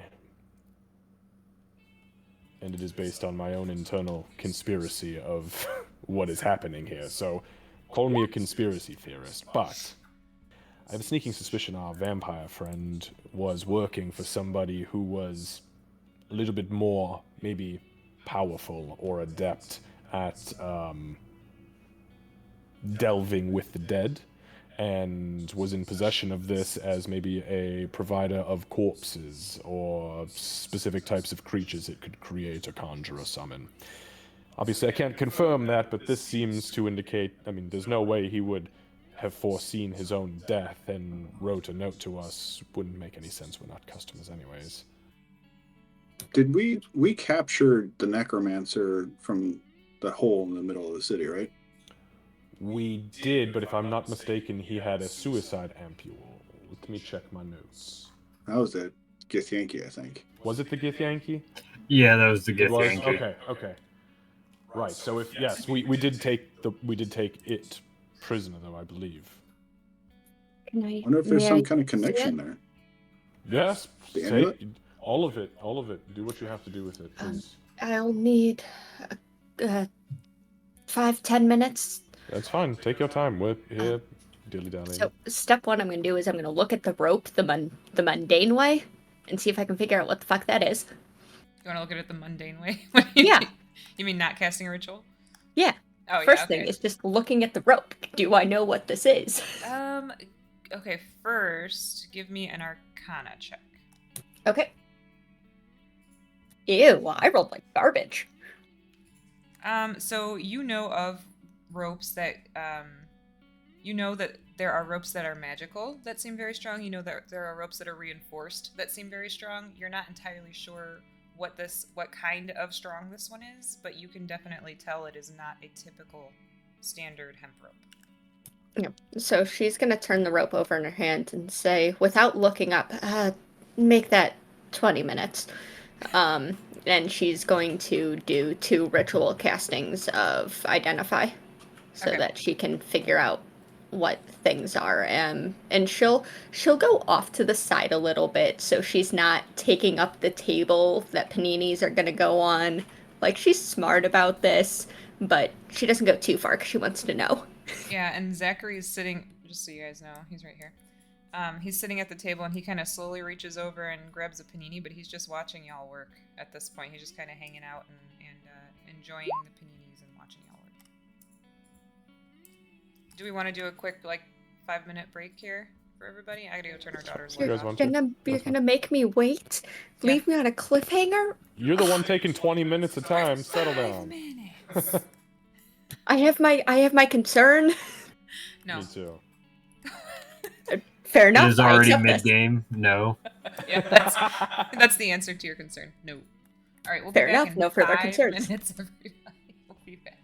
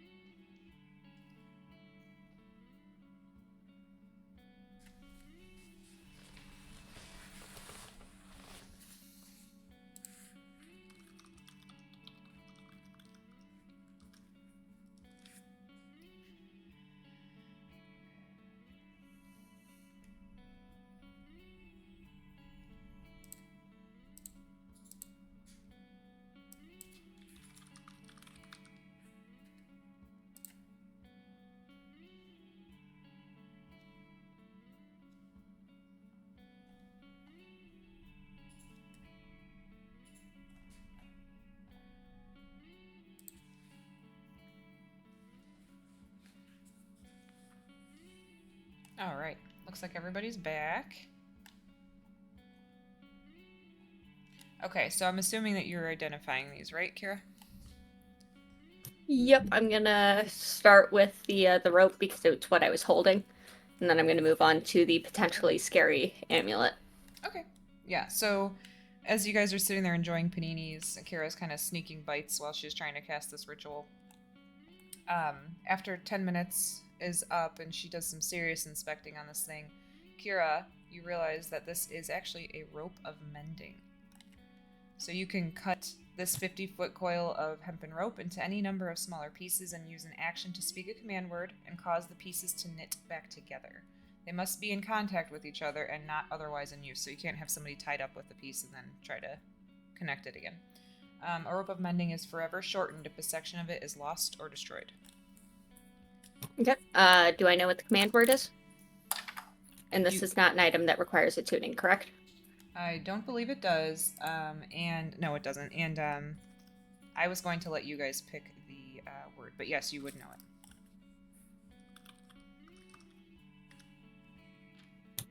it. Okay. Well, in that case, I think Kira, as the 10 minutes first comes to a close, her incanting and stuff takes on a little bit of like the happy, like giddy, like excitement to it.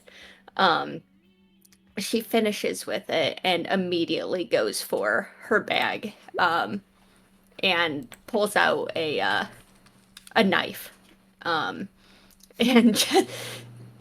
damn it, that made me laugh. And she's going to just cut, like, near the end of it, she's just going to go and cut, like, a 3-inch section of this rope off. Okay. And then she's going to turn with this smaller piece and then the 49 foot and some change back and turn to the others. Do you know what this is? A rope? That was your job. No, We it's can't not hear you. just. 2 ropes? Wasn't that your job? No, it's not just any rope. I thought that's what you spent the entire These time trying to figure ropes are fit. Well, yes, but you guys are no fun. I think what she's getting at is that it has something magical to it that makes it more than just a piece of rope. Oh, why didn't you just say that?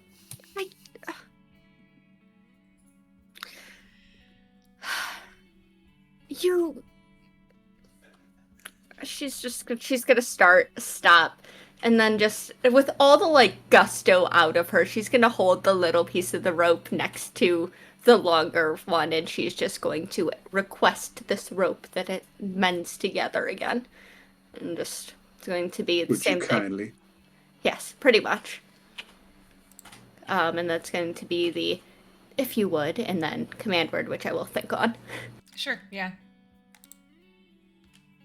Okay, and so Kira says the command word, blah blah blah, and it Insert command word here. insert command word here, and the pieces of it, you guys actually see it's almost like something you might see in a sci-fi movie where they kind of like all the pieces on both sides of the rope come to attention and then like clasp each other, and all of a sudden it's one piece again. Oh, fuck Ooh. me. Neat. That's fancy. Is it? Wow. See, now you understand. I haven't been able to get my hands on one of these before. They are incredibly useful. Well, shit, it's your lucky day. Zachary, you hear him like trying to quickly swallow his food. He says, "That would have been really helpful with the couch on the roof." Yeah, I would have. But you had what was near magic, the what was it? The ratchet straps. He just takes another bite of food. It might as well have been magic to us, honestly.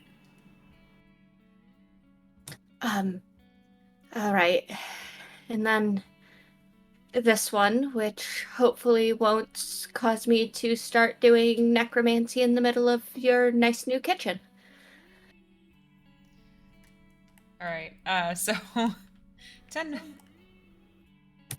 She immediately grabs it to start. Marcus, Would that mean our sandwiches would come to life? Oh God. Try to eat us? My poor panini. Kill me! God. Kill me! They all turn into like Muppet sandwiches. Oh God, no. No, they were probably already staked. That's what the toothpicks were for. Right, there you go. Yeah, they're already staked. So another 10 minutes go by. Kira's doing the same thing, but it's almost like she's even more interested in this item, probably because of all the moving pieces that are in it. But she does take the time. She looks through it very carefully, looks it over, and you discover it's a clockwork amulet. What it can do is that when you make an attack roll while wearing the amulet, you can forego rolling the d20 to get a 10. You can only use it once every dawn, so you can't use it again until a day passes.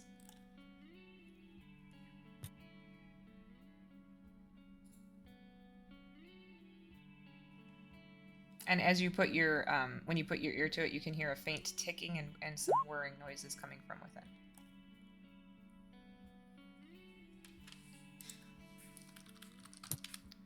Oh. That's interesting.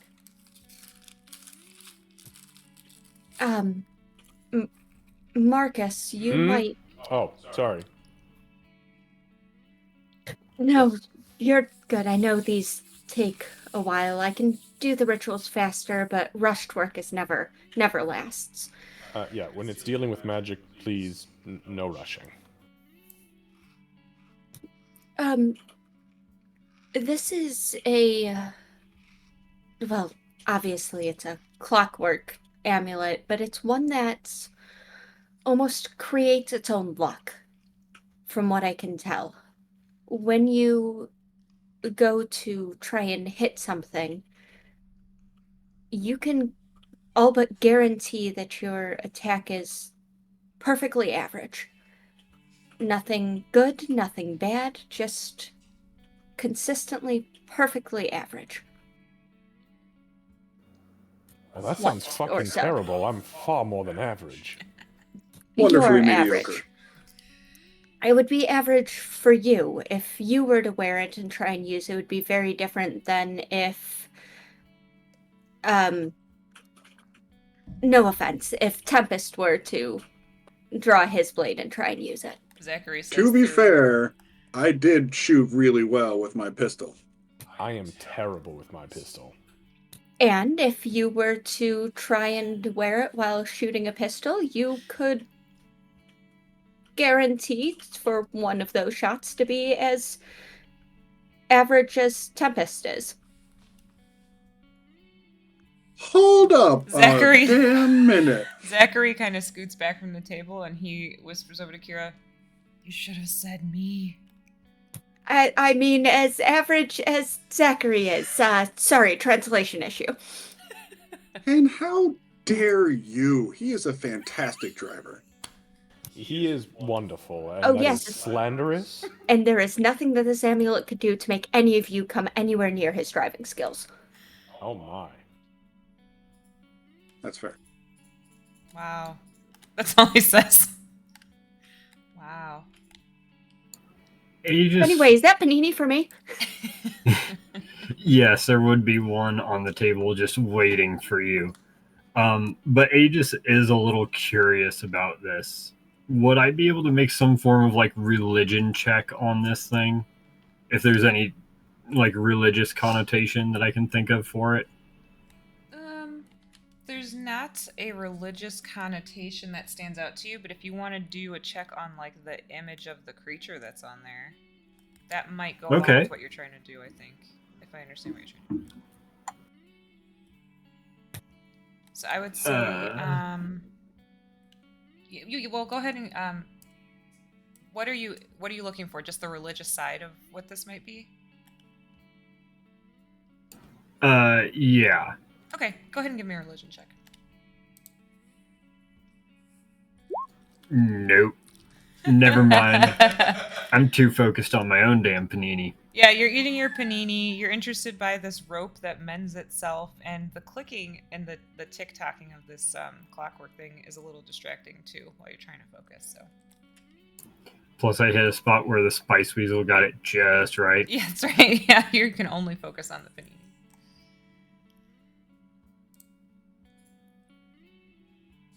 Oh, before I forget, what is the weight on ratchet straps? Oh, that's a.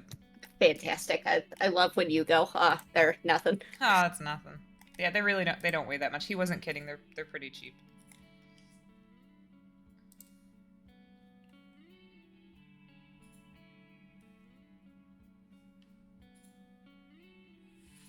Okay. So what else is there anything else that you guys plan on doing immediately? Did Marcus put the spell book on the table? No. Actually, I'm glad you said I still have to send him the spells that are in there. Thank you for saying so. Okay. No, she'll set the she's gonna set the amulet on the table. Are you all okay if I take the rope? Shit, I By don't all know. means. By all means. And she's gonna coil it around her hand and then just tuck it into somehow yet another pouch in her messenger bag. Also, would you mind getting your grenades off the table? And he'll push the satchel over to her. She struggles but does pick up her own backpack and very, very carefully sets it down. It wasn't going to It's okay. Does anybody have need of a greater healing potion? Who does not have one? I have a healing potion, and I can also do my own. So I'd say give it to either Bonkin, you, or Kira. Mistress Kira, do you have one? I have a basic healing potion on me, but I also can do some minor mending. Bones aren't that different. Master Aegis, you already know what I'm going to say. And you already know what I'm going to say. Alright, then we'll give it to Master Bonkin and I'll just leave the thing alone. And I take the potion off the table. Or you can just hold on to it as our evidently fearless leader and distribute it as needed. I could, but I like Master Aegis' healing so much better. It's warm and fuzzy, and it makes me feel like I'm cozied up to a warm hearth with potato and leek stew every single time, and drinking this fucking red licorice flavored nonsense just makes my organs quiver, and then I shit everywhere. Do you all get sick from healing potions? No. I can't say that I have, no. I don't make a practice of drinking them. Oh, I've Yeah, been around that a a lot Healing longer than potion? most of Are you healing potion intolerant? Shit. I look at Aegis. Master Aegis, do you think I... Give a medicine check, Aegis. Yeah, I was about to say, even as a player, I don't know if that's a thing, so... It might be now. Unless you're undead, right? No, you know that's not a thing. He might have a slight allergy to something that goes into the potion though. Maybe he's allergic to some of the herbs. Red die 40. Yeah.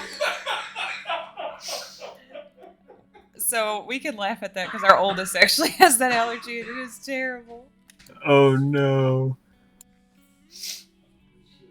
You know what? No. Aegis is going to have some fun. I suppose that could be the case. I mean, it's rare, but I've heard of it before. Oh, And he's just going to bullshit right along with Tempest. Oh, gods. Okay. I'll give this one to Master Bonkin then. Right. So the... I mean, you should probably hold on to it. I mean, if it's a question of shitting yourself or dying, I mean, I'd rather die.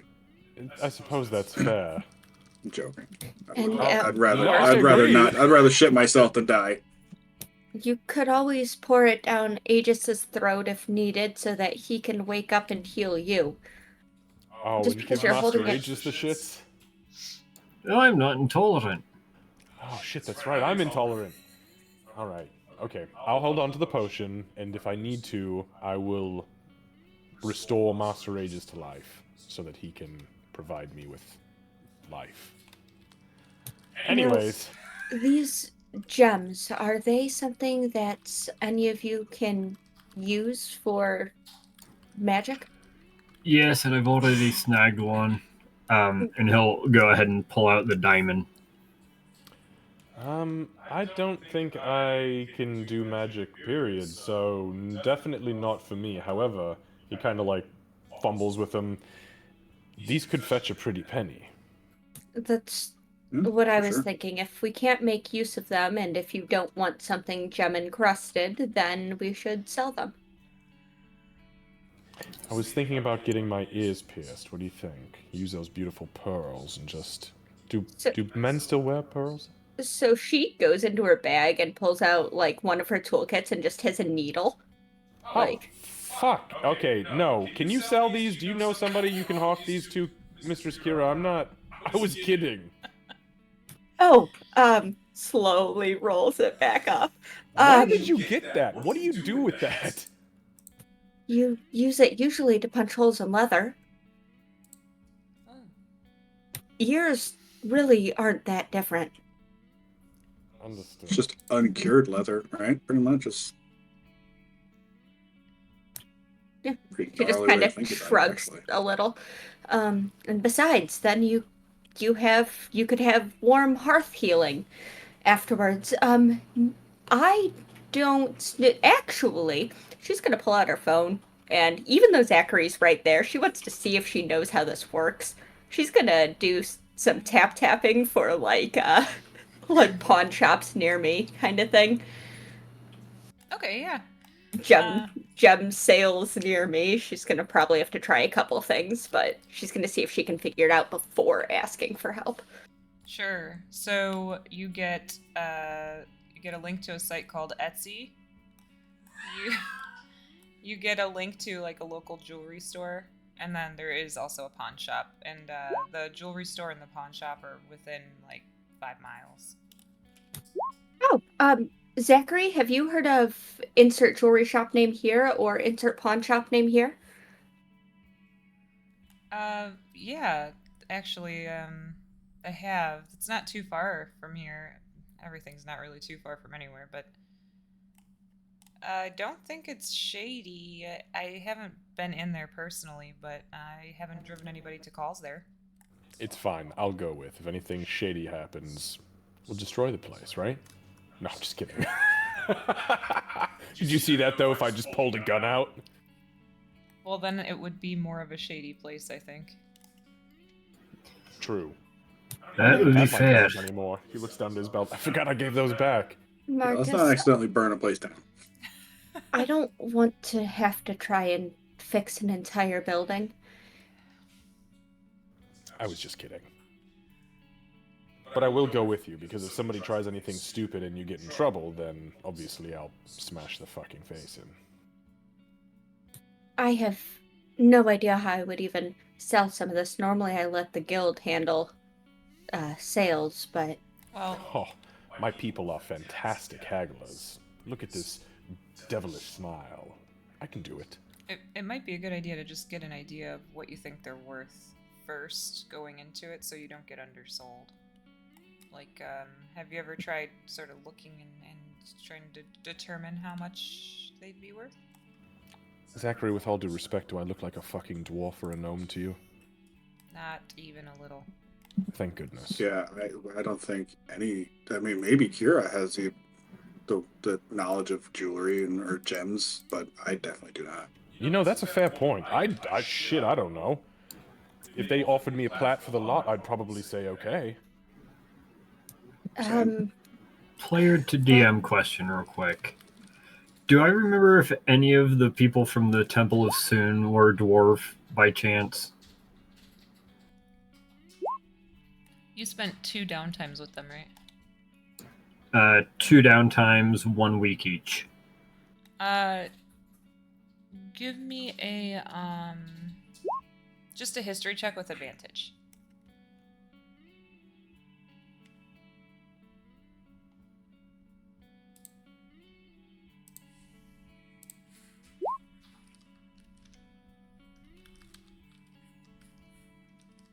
Okay.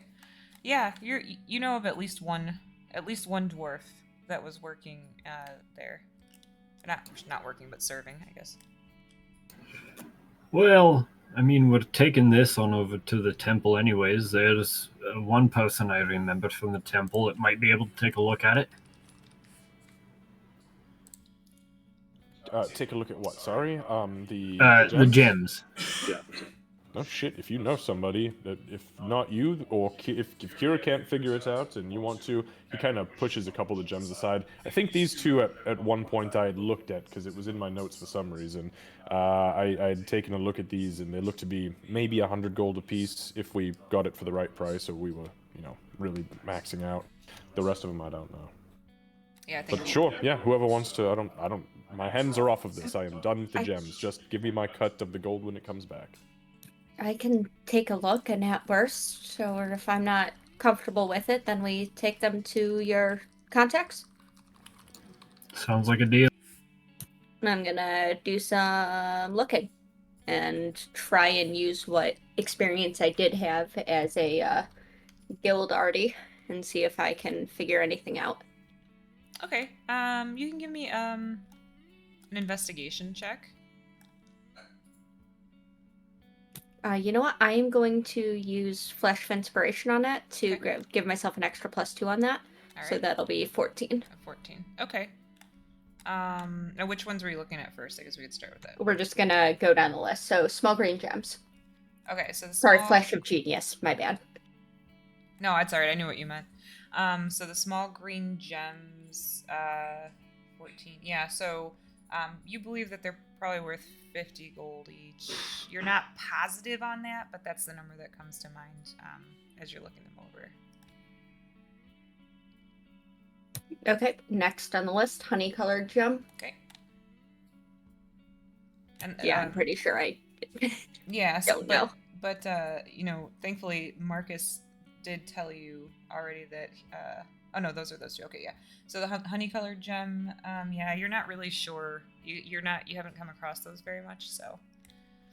Okay, the garnet and the crest beryl are both 100, so then pearls. Okay, go ahead and roll.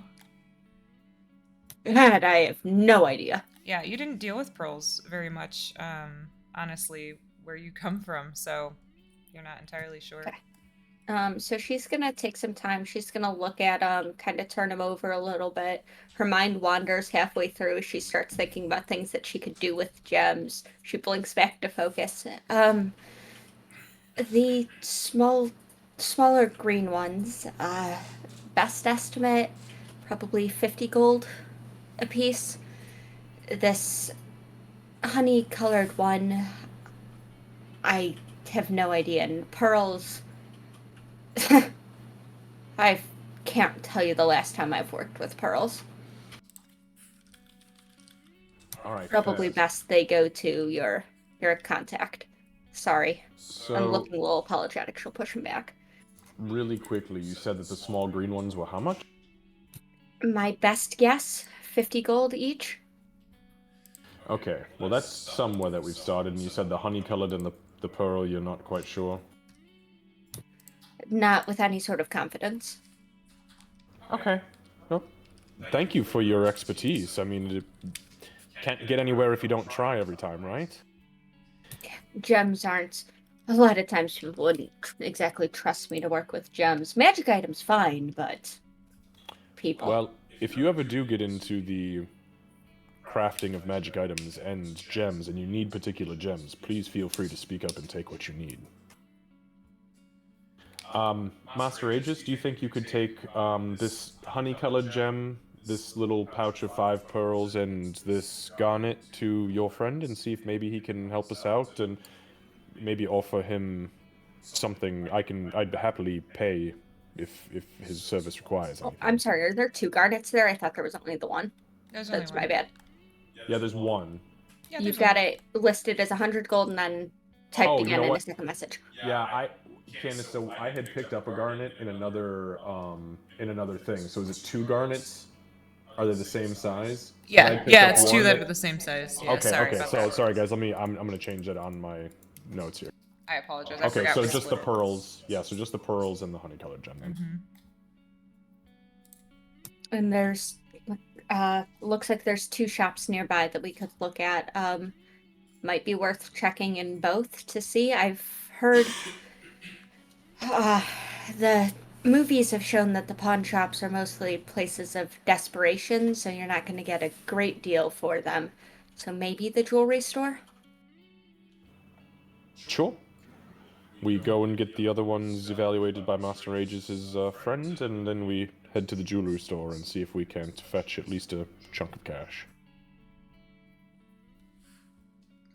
All right, so yeah, I'll bag all the gems up and I'll hand them over to Aegis. When we're finished eating, do you think Master Aegis, your friend, would see us just for a few minutes? I'm sure Zachary could give us a lift. Oh, yep. I'm Aye. here for the day. You guys do get Marcus. Actually, everybody would get the text, I suppose. Just who knows how to use their phones, but everybody would get a text that says it's from the Golden Commander, and it says we've got IDs on the victims. Do you want to meet in person? Yeah, Tempest would absolutely say, like, respond back quickly. Are they awake? Are they responsive? And yes, I would like to be there. Marcus, what we'll say out loud. Do we think we can do that tomorrow, though? Because if we get jumped to something, I'm done for the day. I'm out. I'm exhausted. And she does answer, and she says, "Not conscious. Not conscious, just yeah, IDs." Yeah. Okay. Yeah. Yes. I'd rather. If they're unconscious, let's give them some time. Yes. We can do it tomorrow. I thought maybe they were actually already awake, so that's why I was excited. Okay, that's fine.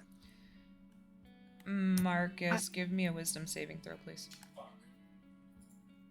While he's rolling, Kira's gonna. I still have some magic, but going through all of this morning, I could use a bit of a rest too. I'm basically out. Yeah, and I'm the same. You're right. If we get into shit, yeah, you're right. Well, Min would still rip him apart. She never really gets tired, but also I really want to shower. That Yeah, me too. I have to agree with. By the way, Kira, thank you for the ring. This was incredible. Did you use it? I did.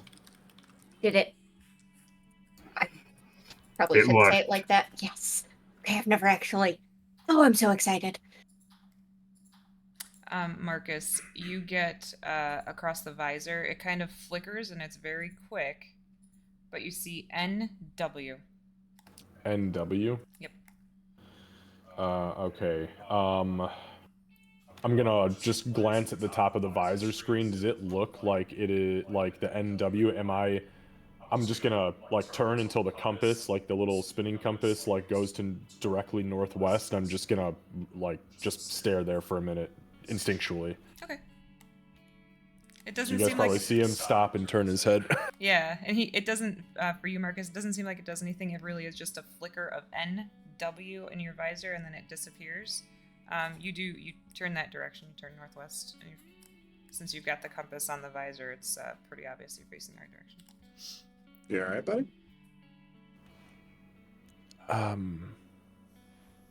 He kind of lifts the visor. He's like, yeah. No, I'm okay, sorry. This fucking thing, it like, sometimes, it glitches out sometimes, the screen, and it just did it, and it kind of tripped me up for a minute. Sorry about that.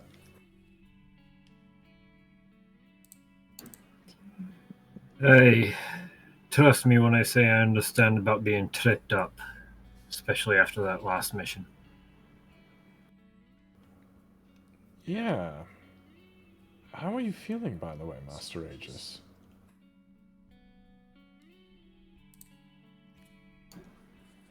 I'm okay if that's what you're wondering, but let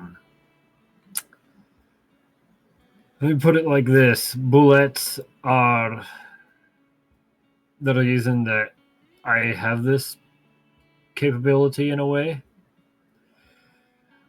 So it is What, both a spellcasting? blessing. Yes, it's a long story, but basically, Ambershire was under attack by a horde of these things. We don't know where they came from. It was even for a normal herd, this was not natural. And they destroyed most of the city. Deva was sent down by Soon. In that light, I gained the powers of the divine soul. And in the destruction of the bullets, some of the rubble fell on my brother. He only lived through that, I found out later, because of a deal that he made. One that gave him powers similar to what you're doing with that necklace, Tempest. That's why I said that. Make sure you're the one controlling the power, not it controlling you. Wait, hold up. Wait, so he made a deal with somebody and he was able to do what He I did. was, What kind of deal? With who? as I guess far you as might not know. with who, I don't know for sure. But I do know I've seen that blast that you've sent out before. And it's from him. Oh, yeah. And Marcus now turns his attention towards Tempest. What the hell was that? I've not seen you perform it wasn't really even an incantation. It was a scream, initially. Yeah, it was initially. Then I don't know. I felt like the more I used it, the more focused I could make it. I don't. It just kind of happened. To be honest, I'm not sure where it came from, but I did hear, the music in my mind as it happened. If I had to guess, that bolt and that power was given to you through the siren. It's the power of a warlock. Oh shit. Warlock. I thought warlocks took pacts with devils and demons and archfey.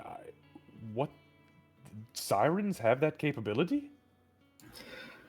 I don't know if sirens do in particular, but I know if a sea creature of any form is powerful enough, I suppose it's not impossible for it to make one of those packs. That's why my I mean, I brother's haven't. name is Monsoon. Oh shit. I haven't made any kind of agreement with. I've barely spoken. I've only seen, flashes of the siren you're speaking of, but I haven't agreed to anything yet. I don't know how that all works. That's honestly very reassuring to hear. Don't get me wrong. I think that the siren here is, well, a little bit more amicable, I guess, than She did take us what to the location of those people. I I mean, in addition to that note you found, but I think she's here to help. Seems like it, at least. that's what I'm hoping. But after seeing that bolt, he'll kind of stop and have to just compose himself. That's why I hesitated so much down there. I apologize for that. Seems like What happened to your brother? Sorry if you don't mind me asking. After all that, was he taken over by this creature? No. As a matter of fact, he was basically right there beside me in the flame's embrace. If it wasn't I going out to meet with a contact or take care of a mission, it was most likely him. We truly were brothers in arms. But his, I wouldn't say his patron is nefarious, but not exactly a kind being.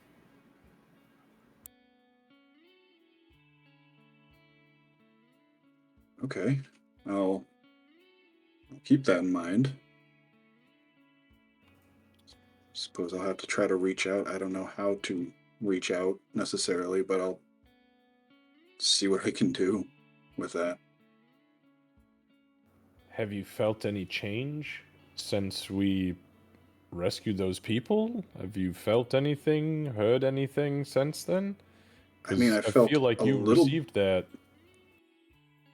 Yeah, I feel a little stronger, I suppose. I don't feel like a new man, if that's what you mean. I don't think I'm growing anything on my body that hasn't been there before, or you know, scales.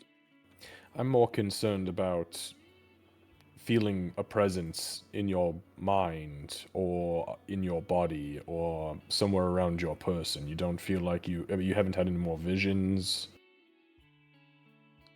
Could I kind of, I don't know, look internally a little bit, kind of do like a little like self assessment Like here? a meditation almost. Yeah. Sure. Let's do an insight check on yourself. Disadvantage.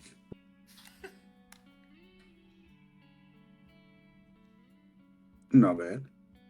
No, it's really not bad. So, as you guys are talking with Tempest, he kind of sits down, takes some deep breaths, and you can hear his breath start to kind of slow and even out. And Tempest, as you're sitting there, you start to hear that familiar song, kind of distant, kind of in the distance. You're hearing it. You see, and I'll put it up here again. You see almost like a watery. There you go. Almost like a watery version of it, like kind of reminding yourself of the face that you saw. And when you focus on that, you almost feel like you're standing next to yourself while you focus on her face. You feel like you can feel that power that you were using, that new spell that you were using. That type of power, you almost feel like there's a connection, almost like a rope of it between you and that entity. And as you sit there and focus on it, you get that really nice like hot bath feeling again. You feel very comforted and comfortable. She doesn't say anything to you, and that song really stays distant in your mind. But you feel like you did kind of make a connection, and you're fairly certain that she did help you with that power when you were down there.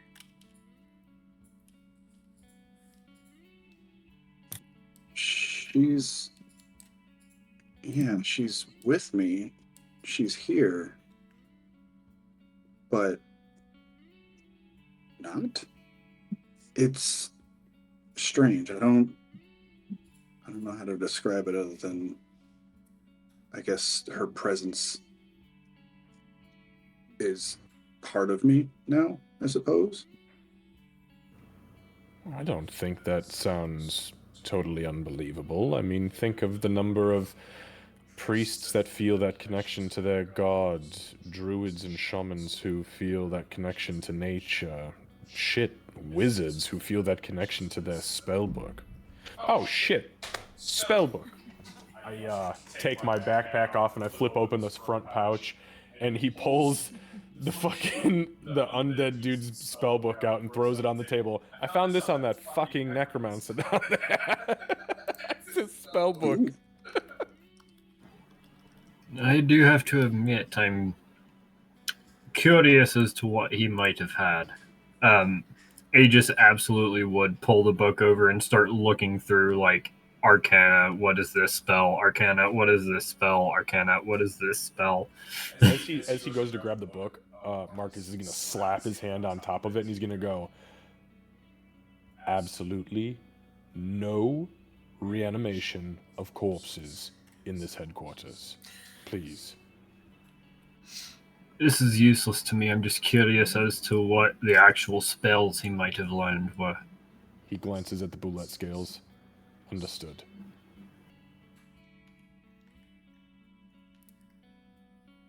So, if you want to give me, You should throw all. That's all sorcerer's spells.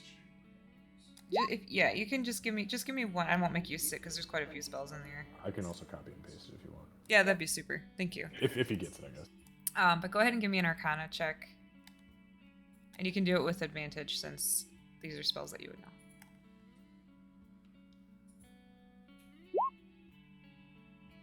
Didn't help much. It was a 9 on both dice. That happened to you twice tonight, I think. Yeah, actually, yeah, because that and then the very first roll was double 17s. Yeah, you can make them out, though. You can share the list if you'd like to, Marcus. Thank you. There you are. One of each, because there's one spell page for each. Yeah.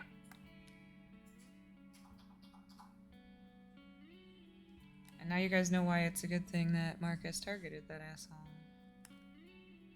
Yeah, when she sent me this, I was thinking, man, if we would have been slapped with a few blights, or if he would have started fucking raising skeletons, Blight. red would have sucked, black tentacles would have sucked. Blight was his turn. Yeah. He got into his turn. Would have sucked. Yeah. Blight was his turn, and then Enfeeblement on Bonkin and Enfeeblement on Marcus. That would fucking And it suck. pass walled GTFO out of any situation. Yep, I had plans. And you foiled them. Me too. Oh, that was a I had sneaky big- bastard. I had big plans for a big boy. And then a vampire came out, and I was like, oh, I fucked up. No, you guys, you did everything. I mean, honestly, I could not have predicted. I thought that there was gonna be an emergency text going out to Alpha League for that, but We fucked up. That's all I would say. We First fucked up. mission, we fucked up. Oh man,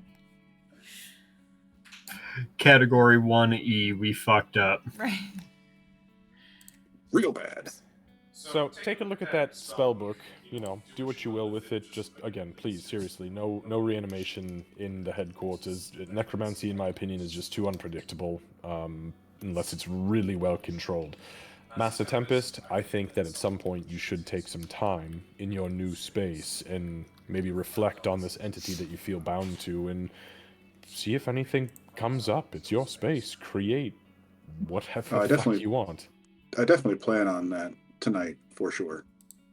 Yeah. All right, Master Aegis, your friend the dwarf? Yes, should be over at the Temple of Soon. Master Zachary. He's like finishing his panini. Wonderful. Mistress Kira, I'm sure you have need of time alone to situate your energy drinks and junk food. Well, I don't think Bonkin knows how to get here alone. So we've got time. Good, then you come with us. Grab a monster, let's go. She absolutely does, but, can you... it's fine. And she'll sling her own backpack over her shoulder and nearly... Yeah, Nearly Marcus go will backwards. stop at the door and just hold his hand out backwards for the fucking bag. He's not gonna let her do that. Thank you. If I can get a couple of days, I can probably solve this all together, but I need a couple of days where we don't have to go anywhere, or you guys don't need me, and then I think I can solve this. Fair enough. Actually, you know what? I was just thinking, too, as we're walking... Master Zachary, I pull out one of those greater healing potions. Here, You should probably hold on to this, because if we get into a car wreck or something, we need you to be able to drive still. He'll take it, and he'll put it in the middle console. That's an oh shit drink, okay? Perfect. Thank you. Actually, I mean, those aren't cheap, and you already paid me today. Right, which makes you my responsibility. Now hold on to the fucking potion. He shuts up. So he'll drive you guys over to Alpha League, and that way you guys can get into the church that's there. Aegis, I assume you're leading the party here. Yeah. The Okay. moment that we walk in, like, he'd be looking around to see, you know, hey, do we see the my dwarf buddy anywhere around? But if it's not like just right in plain sight, the first thing was instantly going to be the amulet or the holy symbol. I mean, Oh, sure, yeah. Go ahead and give me a perception check. And just for your guys' note, it's a very clean. It's almost like it's super modern. Obviously, you guys are in 2024, but it's very clean, very well kept. There's lots of people moving around, and they clearly, work there, help there, volunteer there, whatever. But there are many people moving around, and there's no lack of attention when you guys walk in either. You're greeted very warmly. It's almost like these are just Aegis's people. So with a 12, you don't immediately see your dwarven friend there. However, after looking around a little bit, you're able to see him like back in the corner, kind of like just tidying things up, just organizing. all right. In that case, yeah, he would absolutely be trying to go for one of the priests that he was working with first. Okay. You'll be greeted as soon as you walk up. There's, big smiles on everybody's faces. They're so happy to see Aegis. They almost look expectantly to see if he's carrying paninis, but not this time. Are they all Soonites? Is this the Temple of Soon? Yes, this is the Temple of Soon, and the majority of people do have some obvious, like, holy symbol of some kind on their persons, but some people actually appear to be volunteers and don't have that, but they're still helping. I'm keeping my eye out for anybody who's got any insignia that shows Palor's face. I'm just keeping an active eye out for somebody. Okay. Can you give me just a perception check, please? Yep. I'm gonna use my DM inspiration. Okay.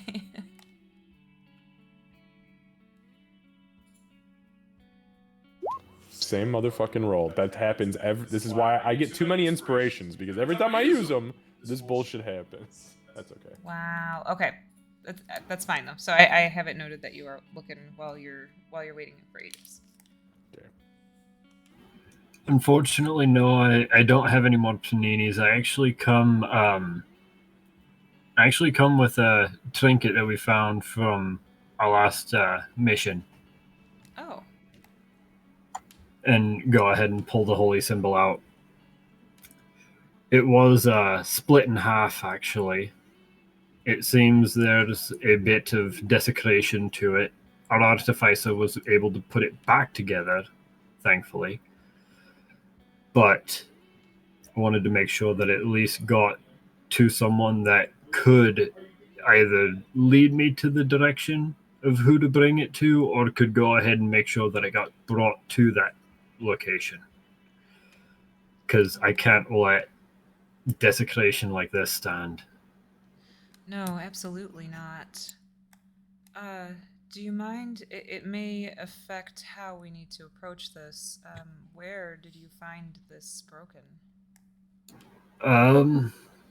It was down in a cave where we found undead and actually a vampire and its spawn. Oh, goodness. And, excuse me, you weren't talking to your dwarf friend, right? You're talking to someone else first? Yeah, talking to priest. Okay, I just want to make sure. Yeah, so she's a elven priest. You've worked with her before. Well, it definitely takes quite a bit of power to do something like that. I imagine this will need to go to the Pelorian Temple. We can handle that if you'd like. That would be greatly appreciated. She actually reaches over to the table, and there's like a really pretty, excuse me, a very pretty white, almost like handkerchief, and it has this Selûnite symbol on it, and she holds that out in her hands, and she's like, "Please place it in here, child." He would do so. Okay. She wraps it up almost ritualistically, and actually takes out some twine and like ties the cover on there. It seems like maybe a preparation, like the beginning of a preparation for the ritual itself. Kira's going to speak up, though softly, and she's going to say in Elven, I don't know if it'll make a difference in what they need to do, but it felt strange, like it didn't want to become whole again, or like something was fighting in the process. That's very good to know. Thank you. She'll say that in Elven back. And she just kind of dips her head, and kind of shuffles back a little bit, feeling very, very awkward here. Okay. Thank you very much. I do need to go ahead and talk with another friend, but I needed to make sure that this was obviously something of importance.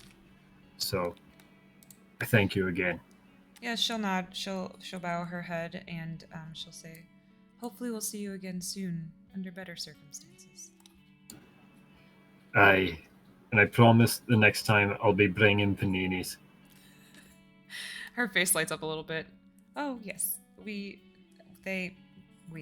all love that. Thank you. Aegis will go ahead and bow back to her before going on over to Dwarf Buddy. Yeah, so his name is Thurgrok Brewcloak. Thir, very dwarven. Thirgrok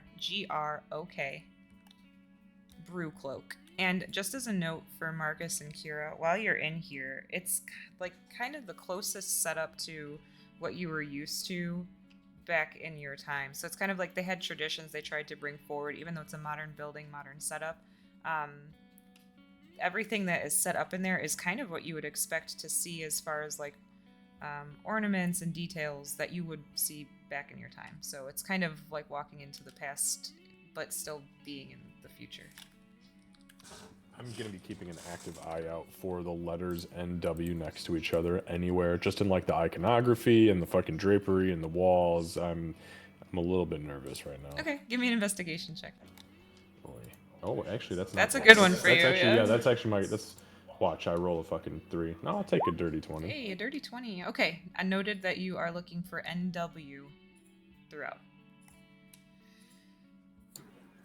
So yeah, we will go up to the dwarf whose name I'm absolutely going to butcher every single time. He would have told you at one point you can just call him Brewcloak. Brewcloak, how's it going? Oh, Aegis! He turns and he heard your voice, and turns and is already excited to see you. Are you back for another week? Unfortunately not. I had a bit of a problem from the last mission that I wanted to go ahead and make sure it got taken care of. Actually, here because I thought you might know something about a couple of things. Oh? Sorry if it's a little stereotypical, but we did come across some gems. We have no idea what they even are or what they might even be worth. He tries to like give a straight face and like he tries to look like he's mad, but it breaks too fast. No, you're right. I'm really good at this. Lay them down. Lay them down. Yeah, he'll go ahead and open up the bag. Kevin, were you gonna say something? No. Okay. Okay, just making sure. Okay, so he opens the bag.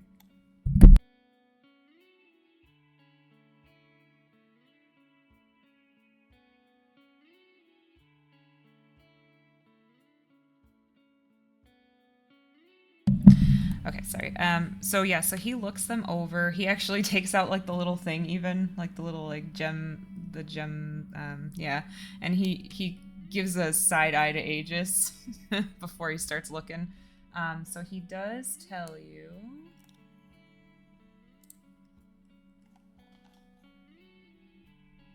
Sorry, I closed my loot thingy. There we go. Okay, so he tells you that he looks them over a little bit. He takes out each one of the pearls. They look to be just about the same size. There's not a whole lot of difference between the 5 of them. And he's looking at them very closely, and he says, "Oh, these are actually really good. I'd say these are about 150 gold each."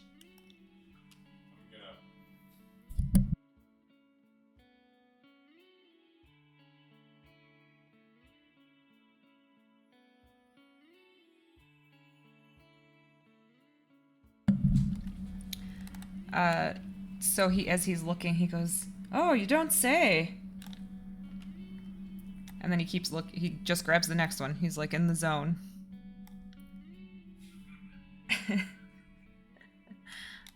So hold on, I want to look at. So it was the pearls, and it was so The honey-colored gem.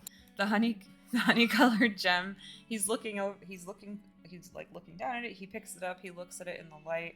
It's actually a pretty decent sized little gem. Oh, this will get you easily 100 gold. I wouldn't take less than 100 for this. Well, that's actually very good to know. I do appreciate it very much. And then Aegis will go ahead and reach into his pocket for your troubles. And he will go ahead and hand him a platinum. Oh, well, thank you. I'll put this right into the church, but honestly, if you took out vampires, that's more than enough payment. Less of that in the world is really all we could ask for. Keep the platinum. As for you, I was already planning on giving them one. Well, thank you. And he does immediately turn around and put it into the coffers. Like, he doesn't pocket it or anything. And I'm always here. If you have more gems to look at, to be quite honest with you, I haven't had the opportunity in years. I will make sure to remember that.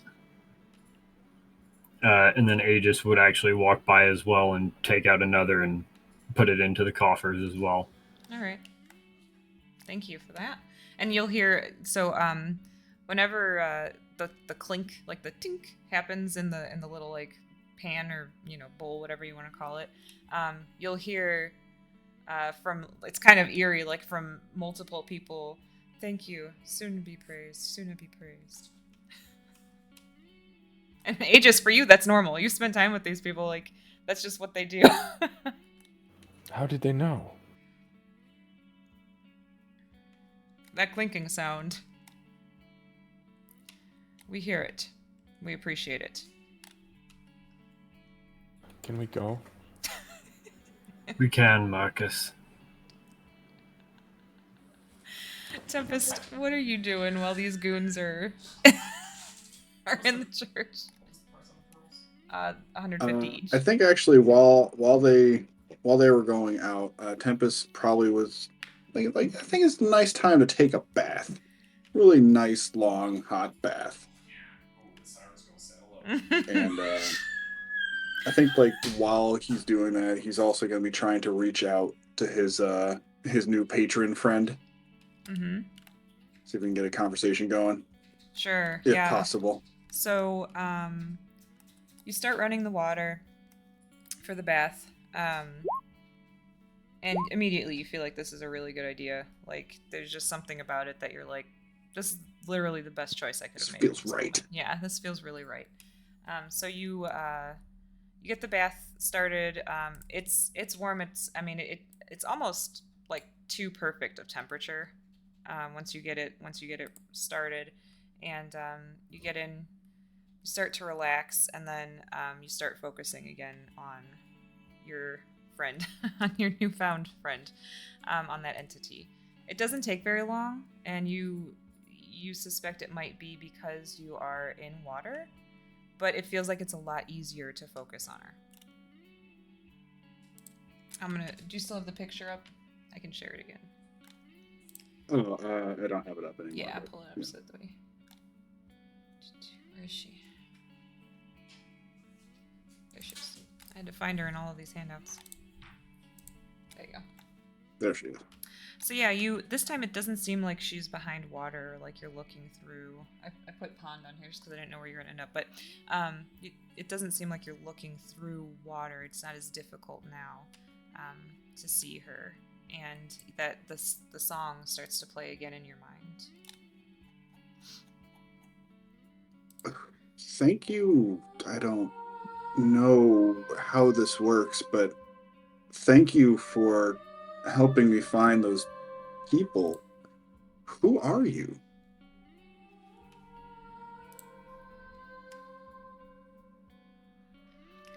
So it takes a minute, and as she's speaking to you, you don't see her voice or you don't see her mouth moving or anything, but you can hear her voice in your mind, and you can definitely feel her presence surrounding you.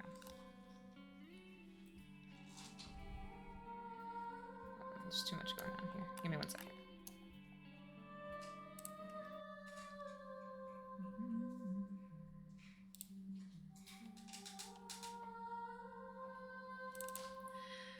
So it takes, like I said, it takes a minute, and then you hear. I'm gonna stop this because I don't want you to miss, because I know sometimes the voice effects.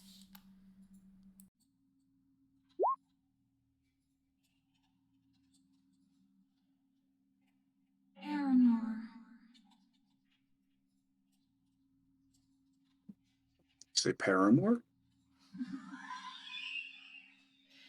It's all like Paramore.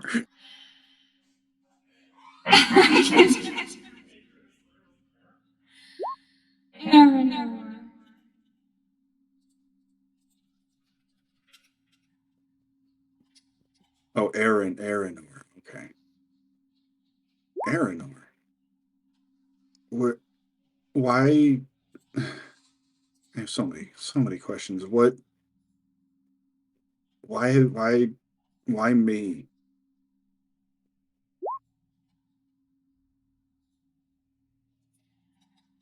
Same time.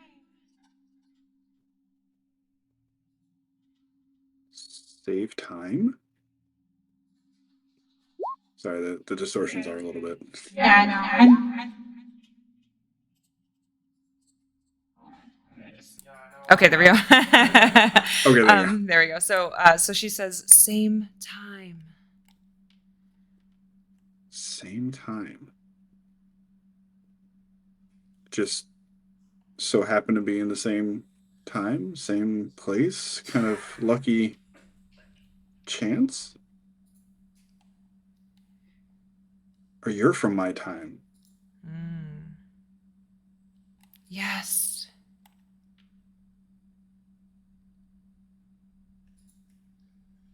Play this. Do you know how to get us, well, some of us, back to the old time? No. And she almost Okay. sounded sad. Okay. This is strange. So, did you give me the power to do what I did today with those blasts? Yes. She's starting to sound a little more clear. I sent it to you. My friend Aegis tells me he's seen this power before in some kind of bargain was made in order to get it. Is that what you need from me? Do you need a bargain, some kind of pact? Yes, but no.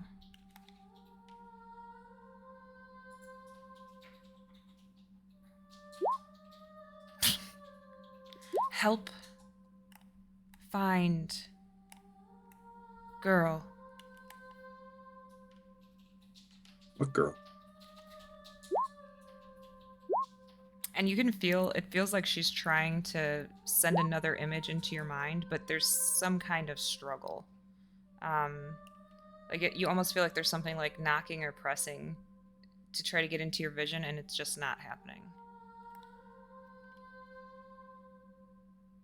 Used energy to give power.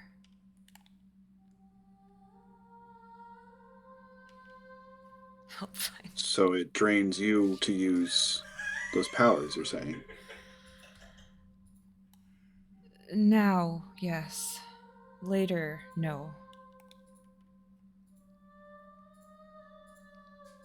Okay. So you need me to find someone for you, just like we found those people today. Yes. Are they people from our time? No.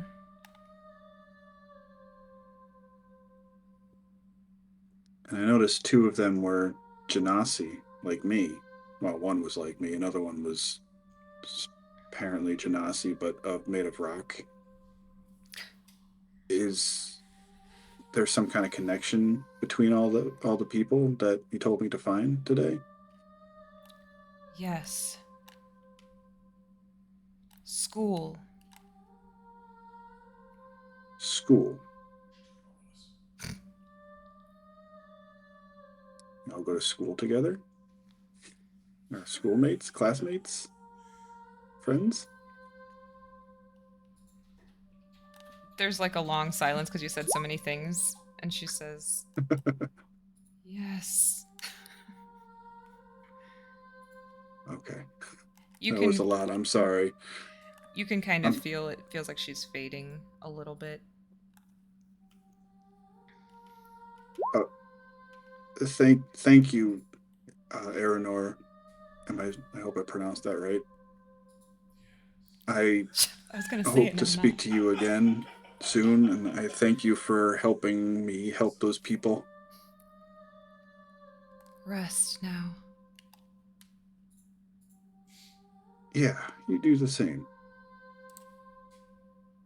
And it slowly the singing slowly fades out of your mind, and now you're just in a really comfy bath, and you do feel super relaxed. You also feel like that connection might be a little bit stronger. The connection you were feeling of kind of like the beside yourself feels a little bit stronger now. Okay. Nice little lore dump right there, right? I like it. So yeah, I guess Tempest will just kind of finish up his bath and wait for the others to return. Wonderful. Okay, yeah, and so what else? Are you guys doing anything else, you hooligans that are not taking warm baths and talking to sirens? Sell these fucking gems. Trying not to piss off the church people. Okay, yeah, that's a good plan. Yeah, getting out before Marcus confuses more of the church people. Okay. And then I believe it was going to pick up Bonkin unless we already did that before getting to the church. We can say after you guys talk to the people at the church, you swing by and grab Bonkin really fast. That's totally fine. Okay, if you were talking, we can't hear you. Sorry, then we're going to the jewelry store. Got it. Okay. Oh, yes, thank you. All right, so you guys swing by. Bonkin's kind of he's waiting like in the infirmary waiting room. Like he's not in the room with them, so he was just kind of like sitting there waiting, very Bonkin awkwardly, and seems almost relieved to see you guys. Get in the car, Bonkin. Oh, okay, Get in, Mr. nerd. Marcus. Thank goodness you guys came to get me because I forgot to charge my brick again. Oh, for fuck's sake. I just look at Zachary. And I'll enter his mind and just say, drive. Okay. He kind of gives Marcus a double take, and then he'll pull a charger wire and just kind of hand it back to Bonkin, and then start driving. Bonkin will plug his phone in. So he drives again. Everything's pretty close. Alpha League certainly is right in the middle of everything. And actually, I have made something for you guys, and you would see this up on like the screen in the vehicle for nav. And since he's not using it, it's just kind of the whole map. But finally! Oh shit! Hey, it's New Haven. Cool. I like this New Haven better than the New Haven I've been looking at. So you guys can see, like, while this Way is better up, than the real New Haven. Like by tenfold. while this is up, you guys can see like your little dot, which Kira is all too familiar with, is right here. Oh wait, that doesn't work on here. Hold on.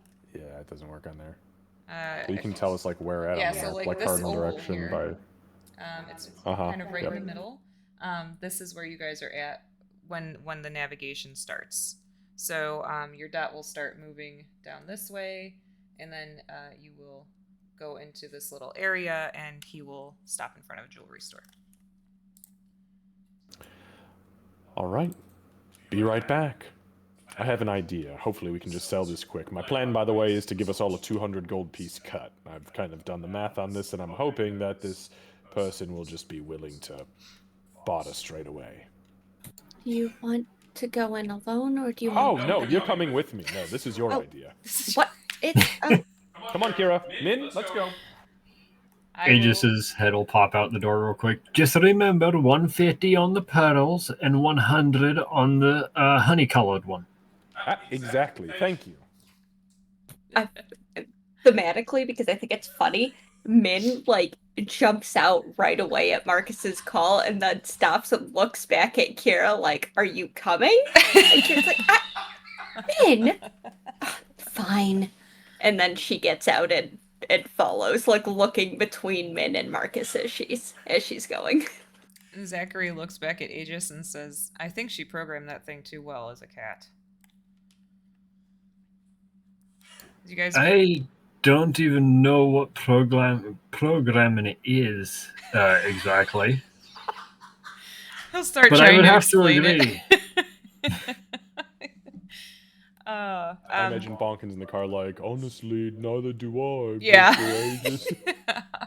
Don't worry, Mr. Aegis. It's not just you.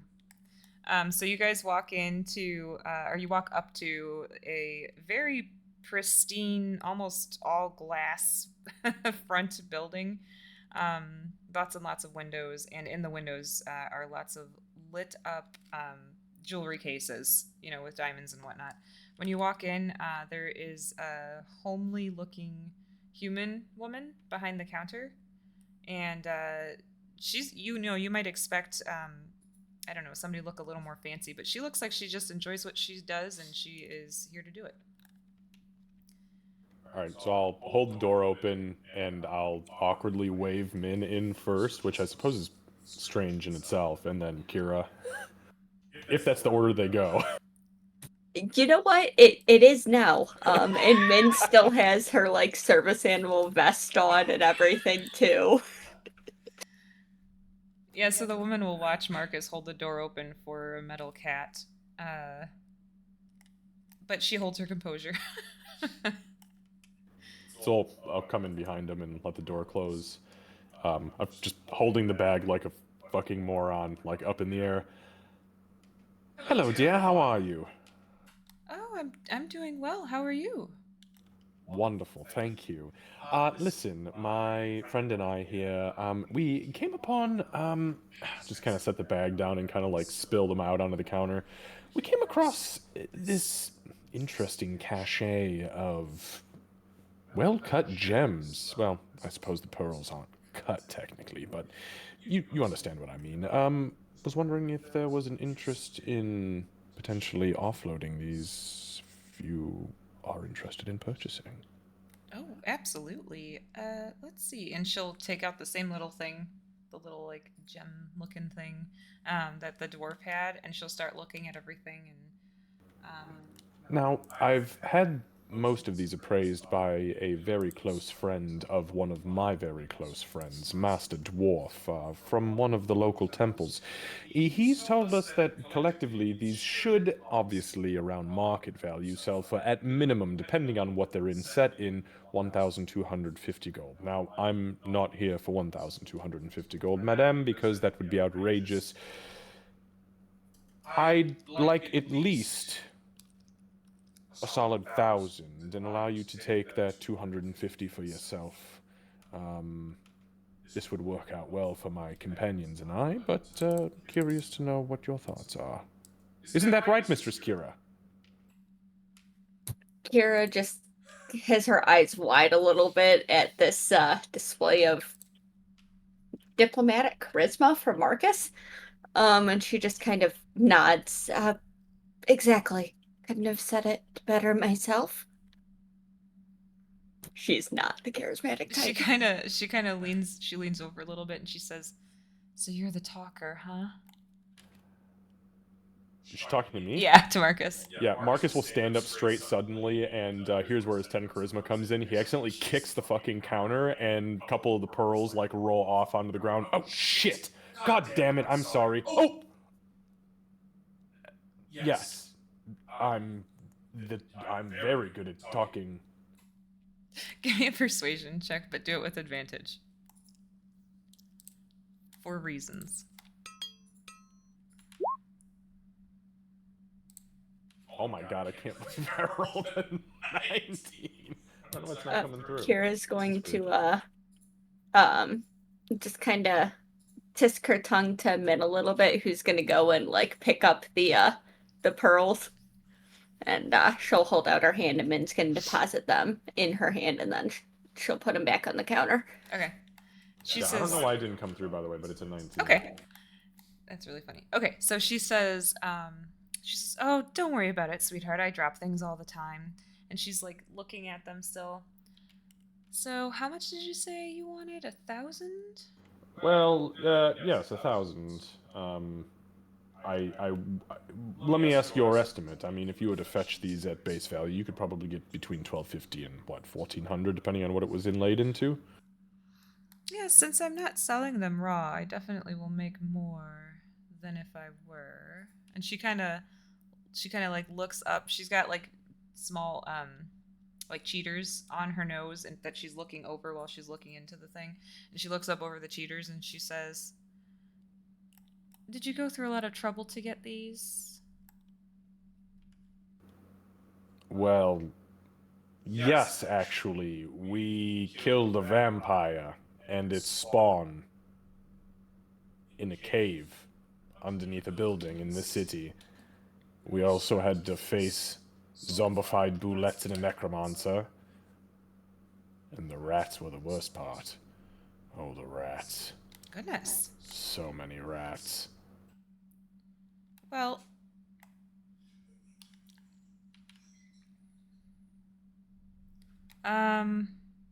Best I can do is 900. Marcus, What? she's going to switch to Elven. Don't start lowering your number yet. She hasn't even said no. Marcus in Elven, he goes, "Oh, shit. I was trying to just make it go fast. I'm sorry." we can do. She looks him over again. And then she kind of looks back at stuff behind her. She's gonna look at Marcus, she's gonna look at Kira, and she's gonna look at Min. And when her eyes go down to Min, she's gonna look up at Kira again, and she's gonna say, "That is an interesting service animal you have. Here's what I'll do. If you don't mind coming to me when you kill more vampires or rats or other things." So many rats. She kind of looks concerned for Marcus for a second. if you don't mind coming to me with these, I'll give you the 1,000. I easily can turn these around, you see. You just want the gems? Or do you take artwork? Fancy furniture? Perhaps? She kind of looks around and it's all like glass and like sharp edges in her whole store. Oh. Understood. But she will give she will give do you use credits or do you prefer the actual coin? Well, you can give me mine in credit if you like, but I think we'd probably take the remaining 800 in coin if you have it. Just so that way I'm not speaking for anybody else. I can also take credit. I believe Tempest can do the same, but if I'm Marcus is obviously better at this than I am, but if there's any way you can go any higher in that, then I think not only could we bring anything else we find back to you, but we can also make sure that we're a text away in case you have anything come up where you might need help. Okay. Give me a persuasion check. Okay, I'm For the so love good of at God, these. roll high. Oh! Okay, wow. Yeah, Son of a bitch. She stays quiet until it counts, apparently. So she will look at Marcus and then she looks over at Kira. Well, I am a jewelry store, and jewelry stores often get robbed. How fast could you be here if I were to text? How long was the drive to get here? It was like 15 minutes? Yeah, it was like 15. Well, yeah, from Alpha League it was closer, but yeah, from your new quarters it would be about 15-ish. A handful of minutes for either us or our friends. Okay. How about 1,100? Best I can do is 9. She's going to elbow Marcus. Pull out, just elbow him in the side. I know you hate them, but take a DM inspiration. I'm punishing you for your hilarity, I guess. He's very smart, but his charisma is 10. Okay, so yeah, he'll take the pop in the side, and as you do so, there's an instinctive and almost gut reaction. Oof! Like penetrates your mind, Kira, and rattles around in your brain. You do not audibly hear it. Yeah, so he says oof in your brain. Yeah, okay, got it. Yeah, she's gonna just cough a little bit at that in surprise. She tries not to otherwise react to that. And then yeah, 11 would be good. Great. I'm Kira. I should probably give you a phone number or our number or something. How do you want to do this? As she's completely thrown off by the brain rattling. Oof. So first of all, she's giving you guys like a really precious smile. Like she's just kind of looking at you two interacting and she's just like, aw. And then she just reaches over and grabs a business card and slides it to you. My phone number's on there. If you want to just text that number now and then keep the card, I'll save yours. Okay. Kira's going to go ahead and she's just going to send a text there that says, so you have a number you can text. She's just going to send that. And then she's going to hand the card over to Marcus. Okay, and the name on the card says Elaine Becker. /ALAINE and Becker, just like it sounds. Back. She's also going to take a picture of the card before she hands it over to Marcus. Because I decided last week she's going to do that a lot. Okay. Yeah, he takes everything, and he's also going to hold the card up, and he's gonna take a picture of it with his visor, and then he's gonna send a text to the number that just says, "The ninth son."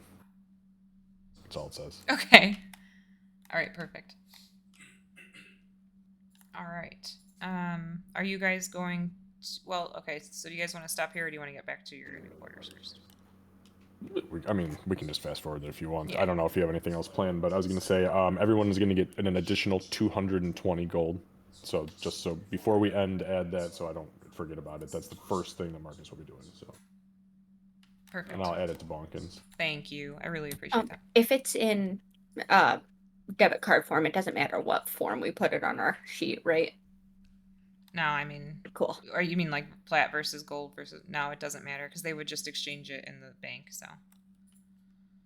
And I'm assuming we're doing bank exchanges as kind of like pseudo. You could do it like online. Yeah. Okay, Yeah. that's what I thought. Like somebody comes by and picks up all of our fucking gold. Right. Like, yeah, we killed a dragon today. Take this and give me my credit. Go take this giant treasure chest. It's just Zachary. You guys are just sending him on your errands. 8 gold a day, baby. Yeah. So when you guys come back out, Aegis, did you have anything in particular that you wanted to say or do in the car? Not in the car, no. Okay. So Zachary will drive you guys back, and he'll be like, "I'll still be available, but I don't want to intrude on your guys' space, but I'll be around." Zachary, please. You've driven us around to every mission that we've ever had. Get your ass in here. You might as well be part of the team. That's 8 gold a day. Fine. It'll come out of my pocket. So he kind of chuckles, and he'll park the car and go upstairs with y'all. When we are all inside, and is Tempest also nearby? Because I want to make sure that I don't forget to share the Elaine bit before we stop for the night. So Tempest would probably be finishing up his bath and just kind of drying off when you guys come inside. He's just So maybe he's like walking around with a towel. Yeah. Yeah, I was gonna say he's either in a towel or he's like sliding into the room in socks, like. Risky business. Let's do this. No, he's got a towel. Oh, hey, you guys are back. Hey, do you mind waiting there for a moment? I just want to fill you in before I forget. I can add. Yeah, sure. Aegis is right there. Zachary's right there. Thank you. Bonkin, I'm assuming, is there. Yeah, I just added him. He's here. Cool. So then let's see. All right, a couple of things. One, Marcus is never allowed to negotiate. Now, wait a minute. No, Never. I didn't negotiate. This is not a negotiation. I was the talker. How dare you? Starting now. No longer negotiating. I did just fine, thank you very much. I was You trying not to did- cheat the poor woman. You did delightfully. You're never allowed to do it again. Second, the store owner, her name is, let me switch the page. Elaine Becker. I am going to forward her contact information to all of you /Aegis. We will let you know when we get a message from her. Bunkin, please look at your texts.